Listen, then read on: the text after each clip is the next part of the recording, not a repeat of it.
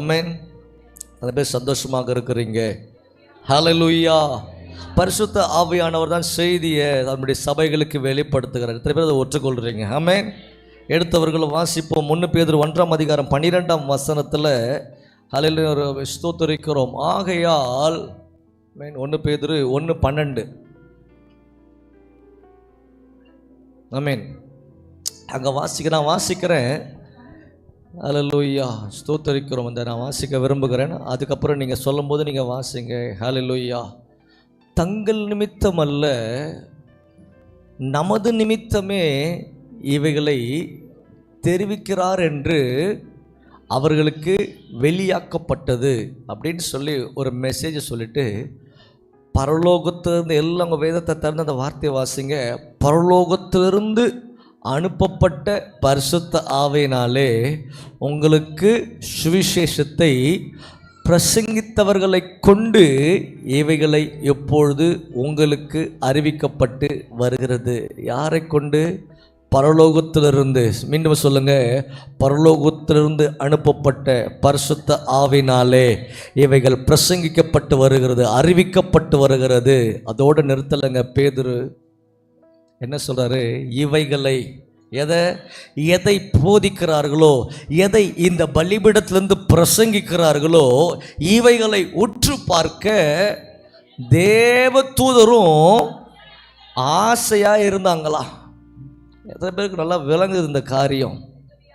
தேவதூதர்களுக்கு எப்போதும் ஒரே வேலை தான். சேனைகளின் கர்த்தர் பரிசுத்தர் பரிசுத்தர். ஒவ்வொருக்கும் ஒரு லெவல் ஆஃப் ஒர்க்கு. ஐ சேராபீன்களுக்கு ஒரு ஒர்க்கு, கேருபீன்களுக்கு ஒரு ஒர்க்கு, மிகாவேலுக்கு ஒரு ஒர்க்கு, உரியல் என்று சொல்கிறதான தேவதூதனுக்கு ஒரு ஒர்க்கு, கேப்ரியலுக்கு ஒரு வேலை, ஒருத்தருக்கும் ஒரு வேலை, 4 ஜீவன்களுக்கு ஒரு வேலை, 7 ஆவிகளுக்கு ஒரு வேலை, 7 தீபங்கள்னு சொல்லி பரலோகத்தை வர்ணிக்கும் போது இவைகள் எல்லாருக்கும் ஒரு வேலை. ஆனால் அங்கே பிரசங்கிக்க ஆள் இல்லை. நல்லா கவனிச்சுக்கோங்க. அல்லேலூயா. பரலோகத்தில் இருக்கிற சீக்கிரட்டான மெசேஜை ஆண்டவர் யாருக்கு தெரியுமா வெளிப்படுத்துறாரு? தூதர்களை கூப்பிட்டு சொன்னால் அப்போ தான் அவங்களுக்கு வெளியாகவே தவிர எல்லாருக்கும் வெளியாகாது. தேவனுடைய பிள்ளைகளுக்கு, தம்முடைய ஊழியக்காரர்களுக்கு அதை விவரிக்கும் போது, அதை சபைகளில் சொல்லும்பொழுது நான் விசுவாசிக்கிறேன், இந்த செய்தி வெளியே கேட்கிற வேளையில் இந்த சபை முழுவதுமாய் தேவ தூதர்கள் நின்று கொண்டு இதை கேட்டுக்கொண்டிருக்கிறாங்களாம். ஏன்னா அவங்களுக்கு இந்த மாதிரி வாரம் வாரம் ஆராதனை இல்லை. ஆமென். என்ன அவர்களுக்கு ஆசையாக இருந்துச்சா? என்ன ஆசை? கர்த்தரை துதிக்கணும். அதெல்லாம் கிடச்சிடுச்சுங்க அவங்களுக்கு. இப்படி நடந்தால் அடுத்த நிமிஷம் ஆஸ்திரேலியாவில், அடுத்த செகண்ட் அமெரிக்காவில் அவங்களால இருக்க முடியும். எல்லா மண்டலங்களில் பரலோகத்தில் அவங்களால நிற்க முடியும், நரகத்தில் போய் நிற்க முடியும் அவங்களால. ஆனால் அவங்களுக்கு என்ன ஆசை தெரியுமா? தேவ தூதர்களுக்கு ஒரே ஒரு ஆசை, என்ன சீக்கிரட்டாக பரிசுத்த ஆவியானவர் சபைகளுக்கு சொல்ல போகிறார். இதெல்லாம் எங்களுக்கு தானே தெரியும், இவங்களுக்கு இதை சொல்ல போகிறாரு சொல்லிட்டு தேவ தூதர்களும் இவைகளை உற்று பார்க்க அவங்க அருகாமையில் நின்று கொண்டிருக்கிறாங்க. எத்தனை பேர் ஆமேன்னு சொல்கிறீங்க? ஹல்லேலூயா. கர்த்தருடைய ஆவியானவர் இந்த காலை வேளையில் ஆவியானவர் சபைகளுக்கு சொல்லுகிறதை காதுள்ளவன் எவனும் கேட்க கடவுன்ற வார்த்தையின்படியாக அடியனை மறைத்து அவர் வெளிப்படுவார் என்று விசுவாசிக்கிறேன். ஹல்லேலூயா. போன வாரத்தில் ஒரு செய்தியை நாம் தியானித்தோம். பரிசுத்த ஆவியானவர் எப்படிப்பட்டவர்? ஜீவ, நல்லா சத்தமாக தான் சொல்லுங்களேன், சொல்லுங்களேன். பின்னாடிலாம் சொன்னீங்களா? உண்மையாகவே சத்தம் கேட்கல. நல்லா சொல்லுங்க. இப்போ தான் சொல்லியிருக்கிறீங்க. ஒரு 50% வாய்த்தாது. நல்ல சத்தமா உங்களுக்கே தெரியுதுல்ல, மைக் இல்லாமல் இவ்வளோ சத்தம் வருது. இன்னும் சத்தமாக சொல்லுங்க. ஆமென். ஜீவ நதியாய் பரிசுத்த ஆவியானவர் எப்படி கிரியை செய்கிறார் என்பதை போன வாரத்தில் தியானித்தோம். 3 நபர்கள் அந்த காட்சியை பார்த்தாங்க. முதலாவது தாவீதுக்கு அப்புறமாக எசேக்கியேல். தாவீது ஒரு நதி உண்டு பார்க்கிறார். எசேக்கியேல் அந்த நதியை ஆலயத்திலிருந்து பார்க்கிறாரு. பரிசுத்தவானாகிய யோவான், அப்போஸ்தலனாகிய யோவான் பத்மு தீவிலிருந்து அந்த நதியை வெளிப்படுத்தல் 22 முதல்ல தேவனுடைய சிங்காசனத்தில் ஊற்றப்படுகிற நதியை பார்த்தாரு. அதுக்கப்புறம் எசேக்கியேலுக்கு அது வெளிப்படுத்தப்பட்டது. அந்த நதியில் அவர் கடந்து சென்றார். 1000 முழம் ஆழம் போக போக போக ஆவியானவர் கண்ட்ரோல் எடுக்க ஆரம்பித்தார். செய்தி கொடுக்கும்போது ஒரு தாயார் எப்படியா சொன்னாங்க, இந்த ஒரு வசனம் இருக்கிறது, தானியேல் 7ஆம் அதிகாரம் 10ஆம் வசனத்தை எடுத்து வாசிக்கிற போது, இந்த வசனத்தை நான் தியானிக்கும் போது, இந்த வசனத்தை நான் அடுத்த வாரத்துக்கு வச்சிருக்கிற மகனே ஆவியானவர் இடைப்பட்டார். ஹல்லேலூயா. தானியேல் 7ஆம் அதிகாரம் 10ஆம் வசனத்தில் அக்கினி நதி அவர் சந்நிதியிலிருந்து புறப்பட்டது. ஜீவ நதியை கடந்த நேரம் தியானித்தோம். அந்த ஜீவ நதியோட குணாதிசயங்கள் என்ன என்பதை பரிசுத்த ஆவியானவர் தானியேலுக்கு இந்த மனுஷ உபவாசத்தில் இருக்கும்போது காண்பிக்கிறார். அவர் அதை பார்க்கிறாரு பாருங்க. 4வது நபர் அதை அறிவிக்கப்படுகிறாரு. ஜீவ நதி எப்படியா இவர் பார்க்கிறாரு? அக்கினி நதி அவர் சன்னிலிருந்து புறப்பட்டு ஓடினது. 1000 பேர் அவரை சேவித்தார்கள். கோடி பேர் அவருக்கு முன்னதாக நின்றார்கள். இதெல்லாம் யார் பார்க்கிறா தெரியுமா? ஒரு பரலோக காட்சியை தானியேல் பார்க்கிறார். அவங்க பார்க்கும்போது ஜீவ நதியை பார்த்தாங்க. 4வது ஒரு மனுஷனாக தானியேல் அந்த நதியை பார்க்கிற வேளையில் இவர் எப்படி பார்க்குறாரு? அக்கினி நதி. இந்த காலை வேளை என் செய்தியோட தலைப்பு ஜீவ நதியாகிய ஆவியானவரை கடந்த வாரம் பார்த்தோம். இந்த வாரம் அக்னியான பரிசுத்த ஆவியானவரை கவனிக்க போகிறோம். எத்தனை பேர் ஆமேன்னு சொல்றீங்க? எத்தனை பேர் சந்தோஷமாக இருக்கிறீங்க? எத்தனை பேர் பரிசுத்த ஆவியானவர் என் கூட பேச போகிற ஆயத்தமாக இருக்கிறீங்க? ஹல்லேலூயா, ஆமென். அந்த ஜீவ நதியாகிய ஆவியானவர் அது புறப்பட்டு அவர் சந்நிதியிலிருந்து எங்கெங்கெல்லாம் ஓடினதோ எல்லாரும் ஜீவ நதியை சேவித்தார்கள். 1000 பேர், கோடி பேர். அதை சொல்றாரு பாருங்க. பரலோகத்தை அந்த காட்சியை பார்க்கிறாரு. அந்த ஜீவநதி இந்த காலை வேளை சாதாரண நம்முடைய பிள்ளை, நம்முடைய சபைக்குள்ள ஜீவநதி ஆகிய பரிசுத்த ஆவியானவர் ஓடிக்கொண்டிருக்கிற எத்தனை பேர் ஆமேன்னு சொல்ல முடியும்? ஹல்லேலூயா. கர்த்தர் நல்லவர். அவருடைய குணாதிசயங்களில் நம்ம 4 பார்த்தோம். அதில் அவர் நதியாய் பாய்வார். ஜலத்தின் மேலே கண்ட்ரோல் அவருக்கு இருக்கிறது. 2வது அக்னியாய் பரிசுத்த ஆவியானவர் வெளிப்படுவார். 3வது காற்றாய் வெளிப்பார். தம்முடைய ஊழியர்காரர்களை அக்னி ஜுவாலைகளாகவும் வாரிசிக்கிறோம். இன்னைக்கு எல்லாத்தையும் தியானிக்க முடியாது. அக்னியாய் பரிசுத்த ஆவியானவர் தம்முடைய ஜனங்களை எப்படி சந்திக்கிறார் என்பதை நம்ம தியானிக்க போகிறோம். நேற்று தினம் மாலையில் வந்தவர்களுக்கு ஒரு ஆசீர்வாதம் காத்திருந்தது. ஷெக்கினா மகிமை என்றால் என்ன, ஷெக்கினா மகிமை எங்கே காணப்பட்டது என்பதை தியானிச்சோம். நீங்கள் லைட்டாக அதை கொஞ்சம் டச் பண்ணிட்டு கர்த்தர் சபைகளுக்கு என்ன சொல்ல விரும்புகிறார் என்பதை நம்ம தியானிக்க போகிறோம். சங்கீதம் ஆமென் 50ஆம் அதிகாரம் 5ஆம் வசனத்தை வாசிக்கிறோம். பலியினாலே, சங்கீதம் 50:5, பலியினாலே என்னோடு உடன்படிக்கை செய்ய என்னுடைய பரிசுத்தவான்கள், God owns their people. கர்த்தர், நீங்கள் சொல்லலாம் ஏன் பிள்ளடா அவன், பக்கத்து வீட்டுக்காரன் அப்படி சொல்ல முடியாது, முறைப்பாங்க உங்களை.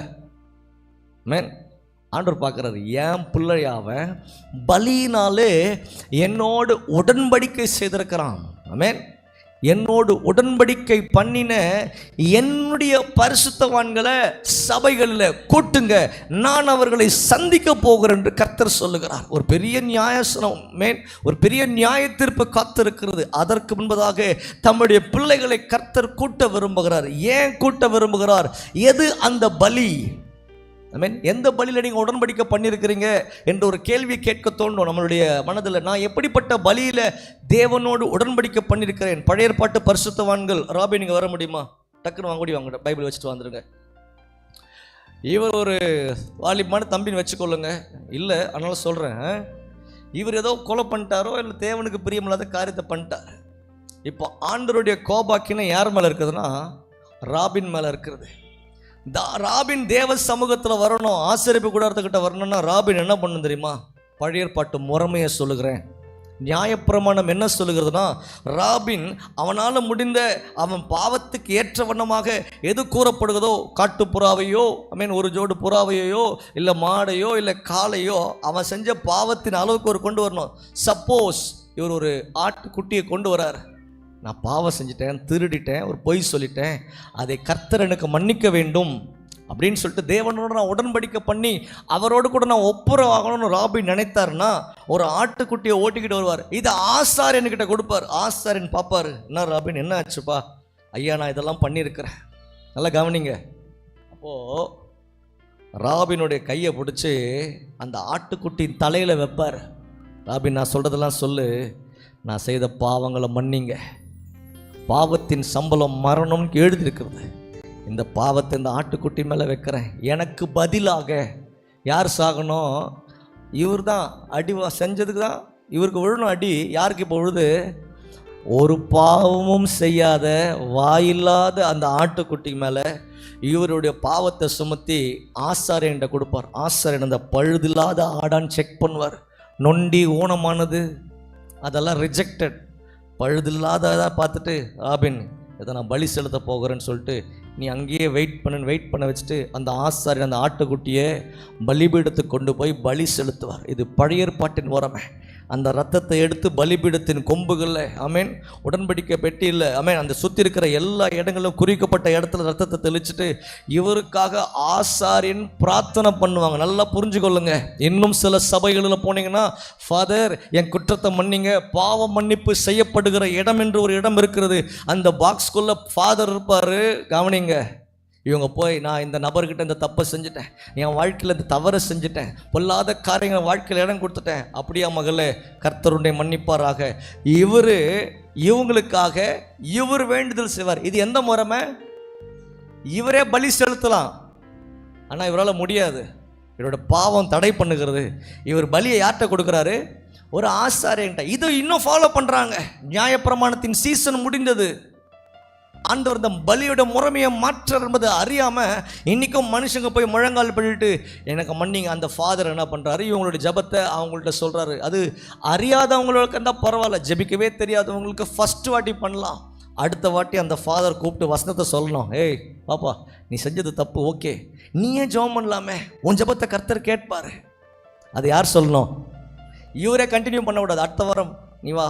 இதை தான் மிஸ்யூஸ் பண்ணிக்கிறாங்க. சபை இதை அறிவித்து கொண்டிருக்கிறது. தேங்க்யூ. இப்போது பழைய ஏற்பாட்டு முறைமையில் ராபின் டைரக்டாக பலி செலுத்த முடியாது.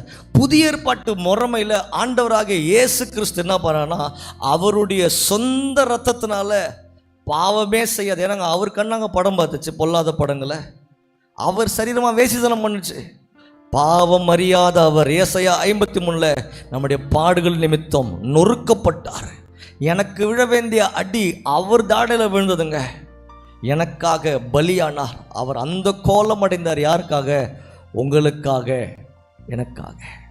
கர்த்தருடைய மகிமை அதனால் நமக்கு வெளிப்பட்டது. கர்த்தருடைய புயம் யாருக்கு வெளிப்பட்டது?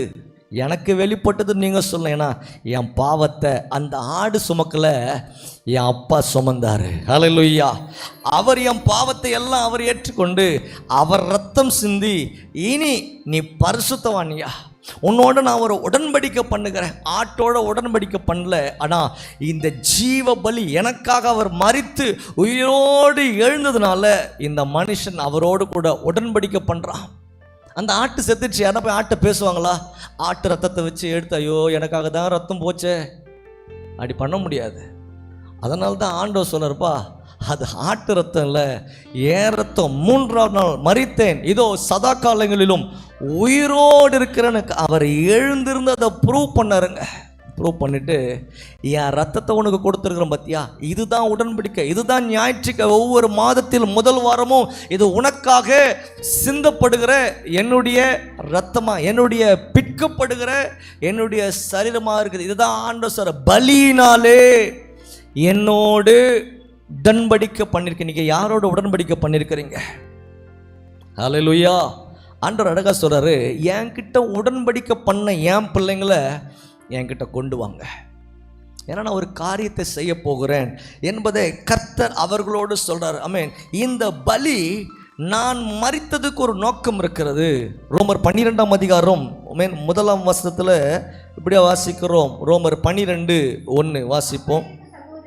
அப்படி இருக்க சகோதரரே, இப்போ சொல்கிறாரு பாருங்க, என் சரீரத்தை நான் கிழிச்சேயா, என் முதல்ல அத்தனை அடி அடித்தானுங்க, என் காலில் ஆணி, என் கையில் ஆணி, என் மண்டை, உன் மண்டை தேவையில்லாதெல்லாம் செஞ்சிச்சதுனால என் மண்டையில் சொருவனானுங்க ஆணிய.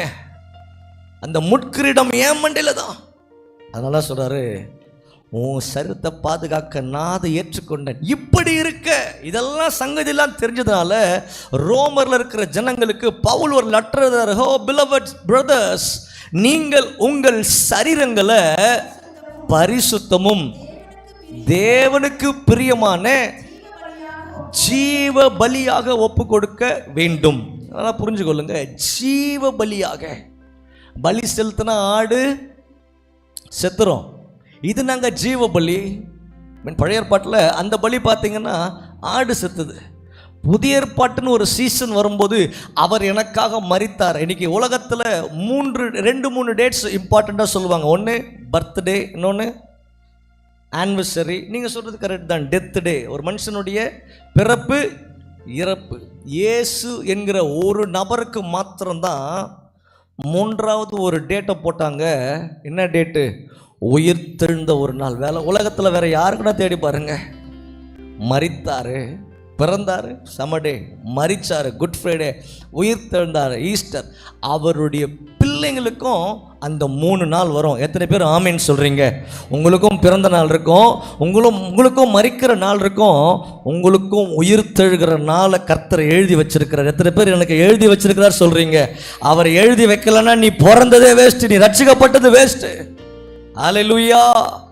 உயிர்த்தெழுதது அதை எதில் ப்ரூவ் பண்ணுறாருன்னா, பலியினாலே என்னோடு உடன்படிக்கை பண்ணின என் பரிசுத்தவான்களை கூப்பிடுங்க, அவங்களோட நான் பேச வேண்டும். அந்த பலியை எப்படி எக்ஸ்பிளைன் பண்ணுறாரு இன்னொன்று இதில் பார்க்கும்போது ரோமர் 12:1 சொல்கிறாரு, தேவனுக்கு பிரியமான ஜீவ பலியாக. அது நாங்கள் ஜீவ பலி. ஜீவன் பலி செலுத்தினாலே ஜீவன் போயிடணும். ஆனால் ஆண்டவர் சொல்கிறாரு, உன் ஜீவன் போகாது, ஆனால் அது ஜீவ பலி. இப்போ காலையில் எழுந்திருக்கும் போது, ஆண்டவரே இந்த சரீரத்தை, பாவமான சரீரத்தை, ஏன் ஞானஸ்நானம் பெறுகிறோம்? பாவ மனுஷன் சாகணும், அவர் எனக்குள்ள வாழணும். அப்போ ஆண்டவர் சொல்றாரு, உங்கள் சரீரங்களை குறித்து கொள்ளுங்க, பரிசுத்தமும் தேவனுக்கு பிரியமான ஜீவ பலியா ஒரு நாள் ஒப்பு கொடுக்கணும். இன்னைக்கு இந்த சரீரத்தை யார் யாருக்கு ஒப்பு கொடுக்கிறோம்? பொல்லாத ஆவிகள் அதை கண்ட்ரோல் பண்ண ஒப்பு கொடுக்கிறோம். ஆனால் யார்கிட்ட ஒப்பு கொடுக்கணும்? ஆண்டவரே, ஆண்டவர் 7 வார்த்தையை பேச, உங்களுடைய கரத்தில் என்ன ஆவியை ஒப்பு கொடுக்கிறேன். ஒப்பு கொடுத்தாருங்க. இன்னைக்கு யாருக்கிட்ட ஒப்பு கொடுக்க? பவுல் கற்றுக் கொடுக்கிறாருப்பா, உன் சரீரத்தை நீ அவர் கையில் ஒப்பு கொடுக்கணும். இதுதான் நீங்கள் செய்யத்தக்க புத்தியுள்ள ஆராதனை. அப்போ புத்தியுள்ள ஆராதனைனா இந்த ஜீவ பலியில், அப்போ அந்த ஜீவ பலியில் ரத்தம் சிந்தப்படாது. நல்லா கவனிச்சு கொள்ளுங்க. ஆனால் நான் என்னை பலியாய் ஒப்பு கொடுக்கிறேன். எப்படி நடக்கும்? அதை ஆண்டவர் எக்ஸ்பிளைன் பண்ணுறது தான் இந்த செய்தி. அக்கினியினால பரிசுத்த ஆவியானவர் நம்ம எப்படி ஜீவ பலியாக பரலோகத்தில் இருக்கிற தேவனுக்கு அவரை ஒப்பு கொடுக்கிறார்னா, அதே ரோமர் 12:11 வாசிக்கிறோம், ஆதலால் அசதியாயிராமல் ஜாக்கிரதையாயிருங்க. ஏன்? உனக்குள்ள ஜீவ பலி இல்லைன்னா, ஆமென், உனக்குள்ள ஜீவ பலி இல்லைன்னா எதுவுமே வெளியே வராது. ஆமென். நீ ஆவியில் அனலாக இருக்கணும். இன்றைக்கி டீ காஃபி நமக்கெல்லாம் தெரியும். ஒரு டீ போட்டு வந்து வைக்கிறாங்க, டேபிள் மேலே வைக்கும் போதே அது ஸ்மெல் என்ன ஆகணும்? நம்மளால் ஸ்மெல் பண்ண நுகர முடியும். வா, நல்லா இருக்குது, டேஸ்ட்டே பண்ணியிருக்க மாட்டீங்க, ஆனால் அந்த ஸ்மெல் இருக்கும். பிடிக்கும்போது வா சூடாக இருக்குது, அது குடிக்க நல்லா இருக்கும். எத்தனை வந்து வச்சாங்க, புகையும் வரல, வாசனையும் வரலன்னா அது எப்படிப்பட்டச்சு? அல்லேலூயா. அனலும் இல்லை, குளிரும் இல்லை. நீ எதுக்குப்பா டீயாக இருக்கிற? வேஸ்ட்டு. என்ன பண்ணுவாங்க? தூக்கி, அதான் சொல்கிறேன், வாயிலிருந்து குடிச்சு பார்ப்பாரு, this is not a good tea, துப்பிடுவார், வாந்தி பண்ணி போட்டுடுவேன் அப்படின்னு. லவதோக்கியா சபைக்கு ஏன் அந்த வார்த்தையை சொல்ல? லவதோக்கியா சபை தன் சரீரத்தை வேசித்தனத்துக்கு ஒப்பு கொடுத்தது. ஆமென். நிர்வாணமாகிய அவலட்சணம் காணக்கூடாதபடிக்கு என்னிடத்தில் இருக்கிற பரிசுத்த வஸ்திரங்களை எடுத்துக்கொள்ளுன்னு அந்த சபைக்கு சொல்கிறார். இன்றைக்கி இந்த காலை வேளையில் ஆவியானவர் நம்ம ஜீவ பலியா நம்மளுடைய சரீரத்தை கேட்குற, நம்முடைய ஆவி ஆத்மாவை கேட்குறப்போ ஆவியானவர் நம்மை நிரப்பணும். அப்போ தான் நம்முடைய ஆவி அனலாய் மாறும். எத்தனை பேர் ஆமேன்னு சொல்ல முடியும்? ஆவியானவர் சபைகளுக்கு இந்த காலை வேளையில் இவைகளை அறிக்கையாக அறிக்கை பண்ணி கொண்டிருக்கிறார். உங்களுடைய சரீரங்கள் எப்படிப்பட்டது? ஒரு கேள்வி கேளுங்க, என் சரீரம் எப்படிப்பட்டது? என்னை யார் நிரப்பி இருக்கிறது? ஹல்லேலூயா. பழையற்பாட்டில் வாசிக்கிறோம், அந்த ஜீவ பலியை ஆண்டவர் எக்ஸாம்பிளாக காட்டுறார். முதல் ஆண்டவர் அக்னினால் அநேக இடங்களில் சோதோம் குமாராவை அழித்தது அக்னினால். நம்முடைய தேவனுக்கு அக்னி கைவந்த கலை. அக்னி சிருஷ்டித்ததே அவர் தான். அநேக தரம் அக்னியை பிரயோகிக்கிற தேவன், பயன்படுத்துகிறவர். ஹல்லேலூயா. இன்னைக்கு மகாபாரதம் அந்த சீன்ஸ் எல்லாம் பார்க்கும்போது எடுத்து ஒரு அம்பை விடுவாங்க. என்ன அனிமேஷன், ஒரு அம்பு 10 அம்பா மாறுது, அதில் அக்னி வருது, இது வருது, அது ஹலோ, அவனால் ஒன்றும் பண்ண முடியாது. அக்னியை கண்ட்ரோல் பண்ணுகிறது என் தேவன் ஒருவர் மாத்திரம்தான். ஹல்லேலூயா.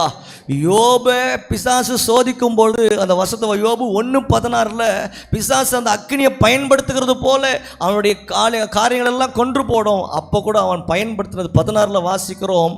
மேன் வானத்திலிருந்து பிசாசோடைய அக்னி இறங்கலை, தேவனுடைய அக்னி. நல்லா புரிஞ்சு கொள்ளுங்க, ஆண்டவர் தான் ஃபுல் கண்ட்ரோல். பிசாசு இதை பார்த்து அந்நிய அக்னின்னு ஒன்று இருக்கிறது. ஆரோனுடைய பிள்ளைகள் அந்நிய அக்னியை கொண்டு வர ட்ரை பண்ணானுங்க, ஆண்டவர் அப்பயே அடிச்சார் அவங்கள. Be careful. அக்னி பரிசுத்த ஆவியானவர் ஒரு நாள் மாத்திரம்தான் மனுஷரை நிரப்ப முடியும். ஆர்டிஃபிஷியலாக எதையும் கிரியேட் பண்ண முடியாது. இன்றைக்கி ஆர்டிஃபிஷியல் இன்டெலிஜென்ஸ்லாம் எவ்வளோ வந்துருச்சு. ஏன்னா யாராலையும் ஒரு அக்னியை பரலோகத்திலேருந்து கொண்டு வர, மழையெல்லாம் கொண்டு வர கண்டுபிடிச்சிட்டாங்க. துபாயிலெல்லாம் பார்த்தீங்கன்னா ஒரு விதையை மேகத்து மேலே விதைச்சாங்கன்னா உடனே மழை வந்துடும். அல்லேலூயா. வானத்தை திறந்து ஒரு மனுஷனாலே அக்னியை கொண்டு வரவே. நீங்கள் எத்தனை பேர் என்னோடு கூட இருக்கிறீங்க? ஆண்டவர் சோதோம் கொமோரா என்கிற தேசம் பொல்லாத தேசம், அக்னி அனுப்பி அந்த தேசத்தை அழித்தார் என்பதை ஆதியாகமம் 19:24 வாசிக்கிறோம். எபிரேயர் 1:12 அதிகாரம் 29 வசனத்தில் தேவன் பட்சிக்கிற அக்னியா இருக்கிறாரு. எப்படியா? பட்சிக்கிற அக்னி. அவர்கிட்ட கொஞ்சம் கேர்ஃபுல்லாக இருங்க. அல்லேலூயா. அதான் எபிரேயருக்கு பவுல் எழுதுறாரு, தேவன் அந்த அதிகாரத்தை முடிக்கும் போது கடைசியாக சொல்லி, இப்போ தேவன் பட்சிக்கிற அக்னியாக இருக்கிறார். அதே சமயம் அப்பா வேட்டையாளாக இருந்தாலும் தம் பிள்ளையை வேட்டையாடி சாப்பிடுவாரா? சொல்லுங்க. அப்பா வேட்டைக்காரர் வச்சுக்கோங்க, நல்லா மானெல்லாம் செமையாக அடிப்பார். ஆனால் தான் வீட்டுக்கு வரும்போது அவர் அப்பா அவன் பிள்ளையை வேட்டையாட மாட்டார். எவ்வளோதான் மல்யுத்த யுத்தக்காரன், அவன் அடிக்கிறதுல ஒரே அடியில் விழுந்துருவான் எதிரி. வீட்டுக்கு வந்து பையன் தப்பு செஞ்சபோது அதே மாதிரி அடிப்பார்.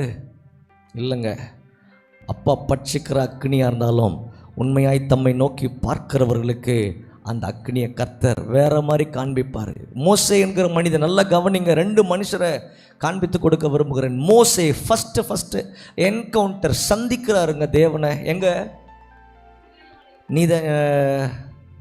நைல் நதியில் இல்லை, எகிப்தில் 40 வருஷம் வாழ்கிறாரு இல்லை, அவருடைய மாமனாராகிய எத்ரோ வீட்டில் போகிறாரு இல்லை, மோசேவோட வயசு 75 ஆயிடுச்சு, அது வரைக்கும் சந்திக்கவே இல்லை, ஒரு வார்த்தையும் வரல.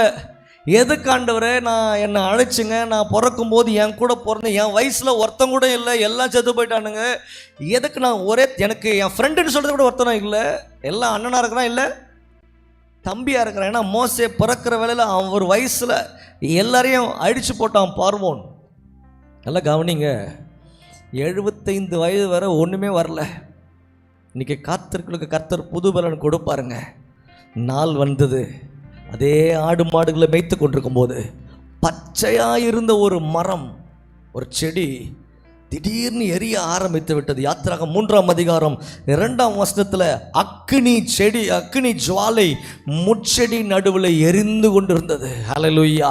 உண்டான அக்னி ஜுவாலையில் நின்று அவனுக்கு தரிசனமானார். பரிசுத்த ஆவியானவர் ஏதோ புதிய ஏற்பாட்டில் மாத்திரமல்ல, பழைய ஏற்பாட்டில் பரிசுத்த ஆவியானவர் அக்னியினாலே பரலோகத்திலிருந்து இறங்கி வருகிற ஜீவ நதியாக தம்முடைய பிள்ளைகளை கர்த்தர் சந்திக்கிறார். ஹல்லேலூயா.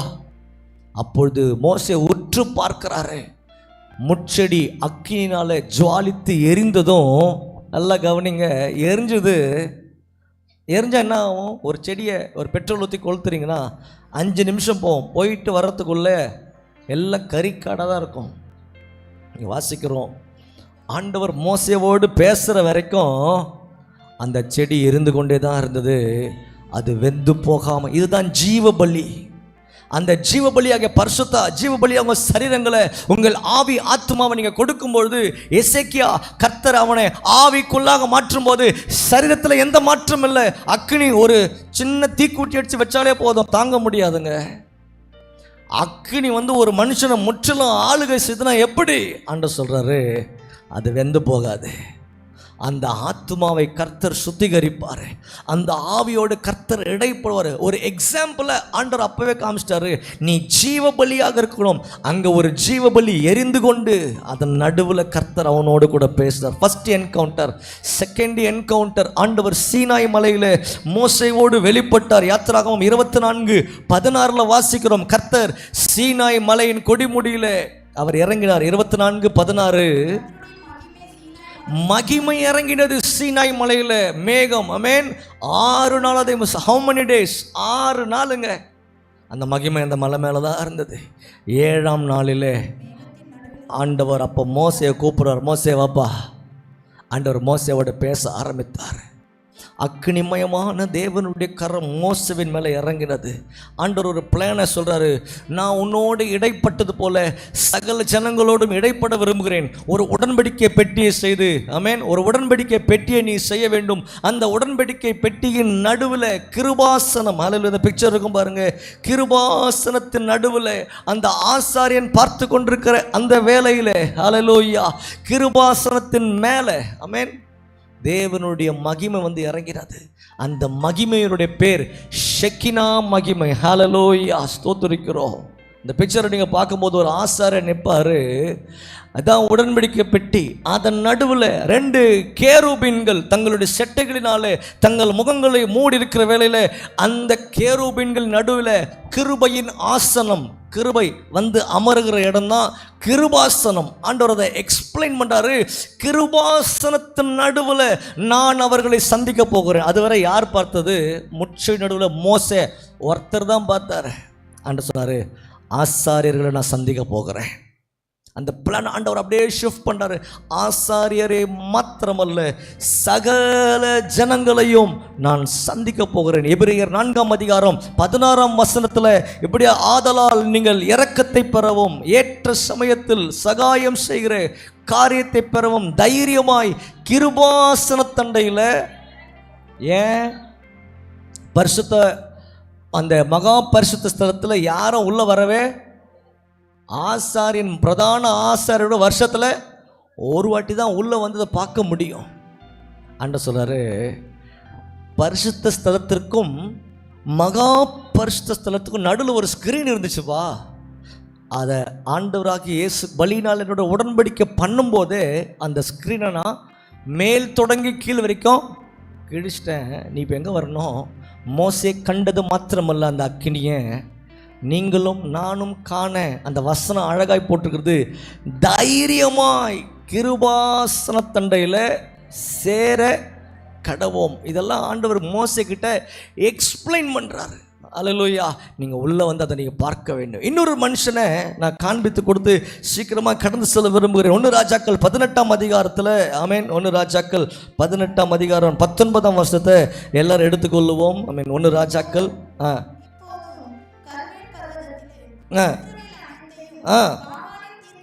ஓ, இதை யார் பேசுறதுன்னா, யார் பேசுகிறா? எலியா. இந்த சங்கதியை ஒரு 2 நிமிஷத்தில் இல்லை 3 நிமிஷத்தில் என்ன நடந்தது? எலியா என்று சொல்லுகிறவர் தேவனுடைய தீர்க்கதரிசி. அவர் ராஜா கிட்ட இன்ட்ரடியூஸ் பண்ணும்போது இப்படியா இன்ட்ரடியூஸ் பண்ணுறாரு பாருங்க. 15 நான் சேனைகளின் கர்த்தருக்கு முன்பதாக நிற்கிற, 15 நிற்கிற நான். இன்றைக்கி நீங்கள் உங்களை எப்படி இன்ட்ரடியூஸ் பண்ணுவீங்க? நான் இந்த கம்பெனியில் இந்த பதவியில் இருக்கிறேன், நான் இந்த வேலை செய்து, நான் எவ்வளோ பெரிய பிஸ்னஸ் பண்ணுகிறேன். ஆமென். எலியா எப்படி தெரியுமா தன்னை இன்ட்ரடியூஸ் பண்ணார்? நான் சேனைகளின் கர்த்தருக்கு முன்பதாக நிற்கிறவன். இன்றைக்கி எத்தனை பேர் அதை சொல்வது ஒரு சந்தோஷப்படுவீங்க? எத்தனை பேர் உங்கள் அதிகாலை வேளையில் தேவ சமூகத்தில் நிற்கிறீங்க? கையை உயர்த்தி காண்பிக்க முடியுமா?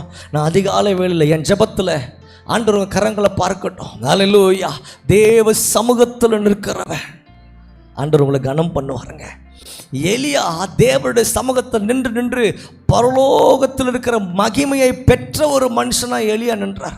ஆகாப்பா யாராவனா இருந்துக்கோ, ஐ மீன் அவன் மனைவி பேர் எசபேல், அவன் பிள்ளை பேர் அத்தாலியால், எல்லாம் திருடுங்க. ஆனால் என்ன ஒன்றும் பண்ண முடியாது. நான் தேவ சமூகத்தில் நிற்கிறவன், எல்லாம் கொலை செய்கிறவன். ஐ மீன் வேசித்தனம் பண்ணுகிற அவன் மனைவி, தோப்பு விக்கிரங்களை அவன் பந்தியில் 400 பேர் எசபேலோடு கூட சேர்ந்து மந்திரவாதிகளும் சூனியக்காரர்களும் அவளோடு கூட சேர்ந்து சாப்பிடுவார்கள் சொல்லி 19ஆம் வசனத்தில் வாசிக்கிறோம். 450 19 verse 19 வாசிக்கிறோம். 450 பாகாலின் தீர்க்கதரிசிகள் யாருக்கு தெரியுமா இருந்தாங்க?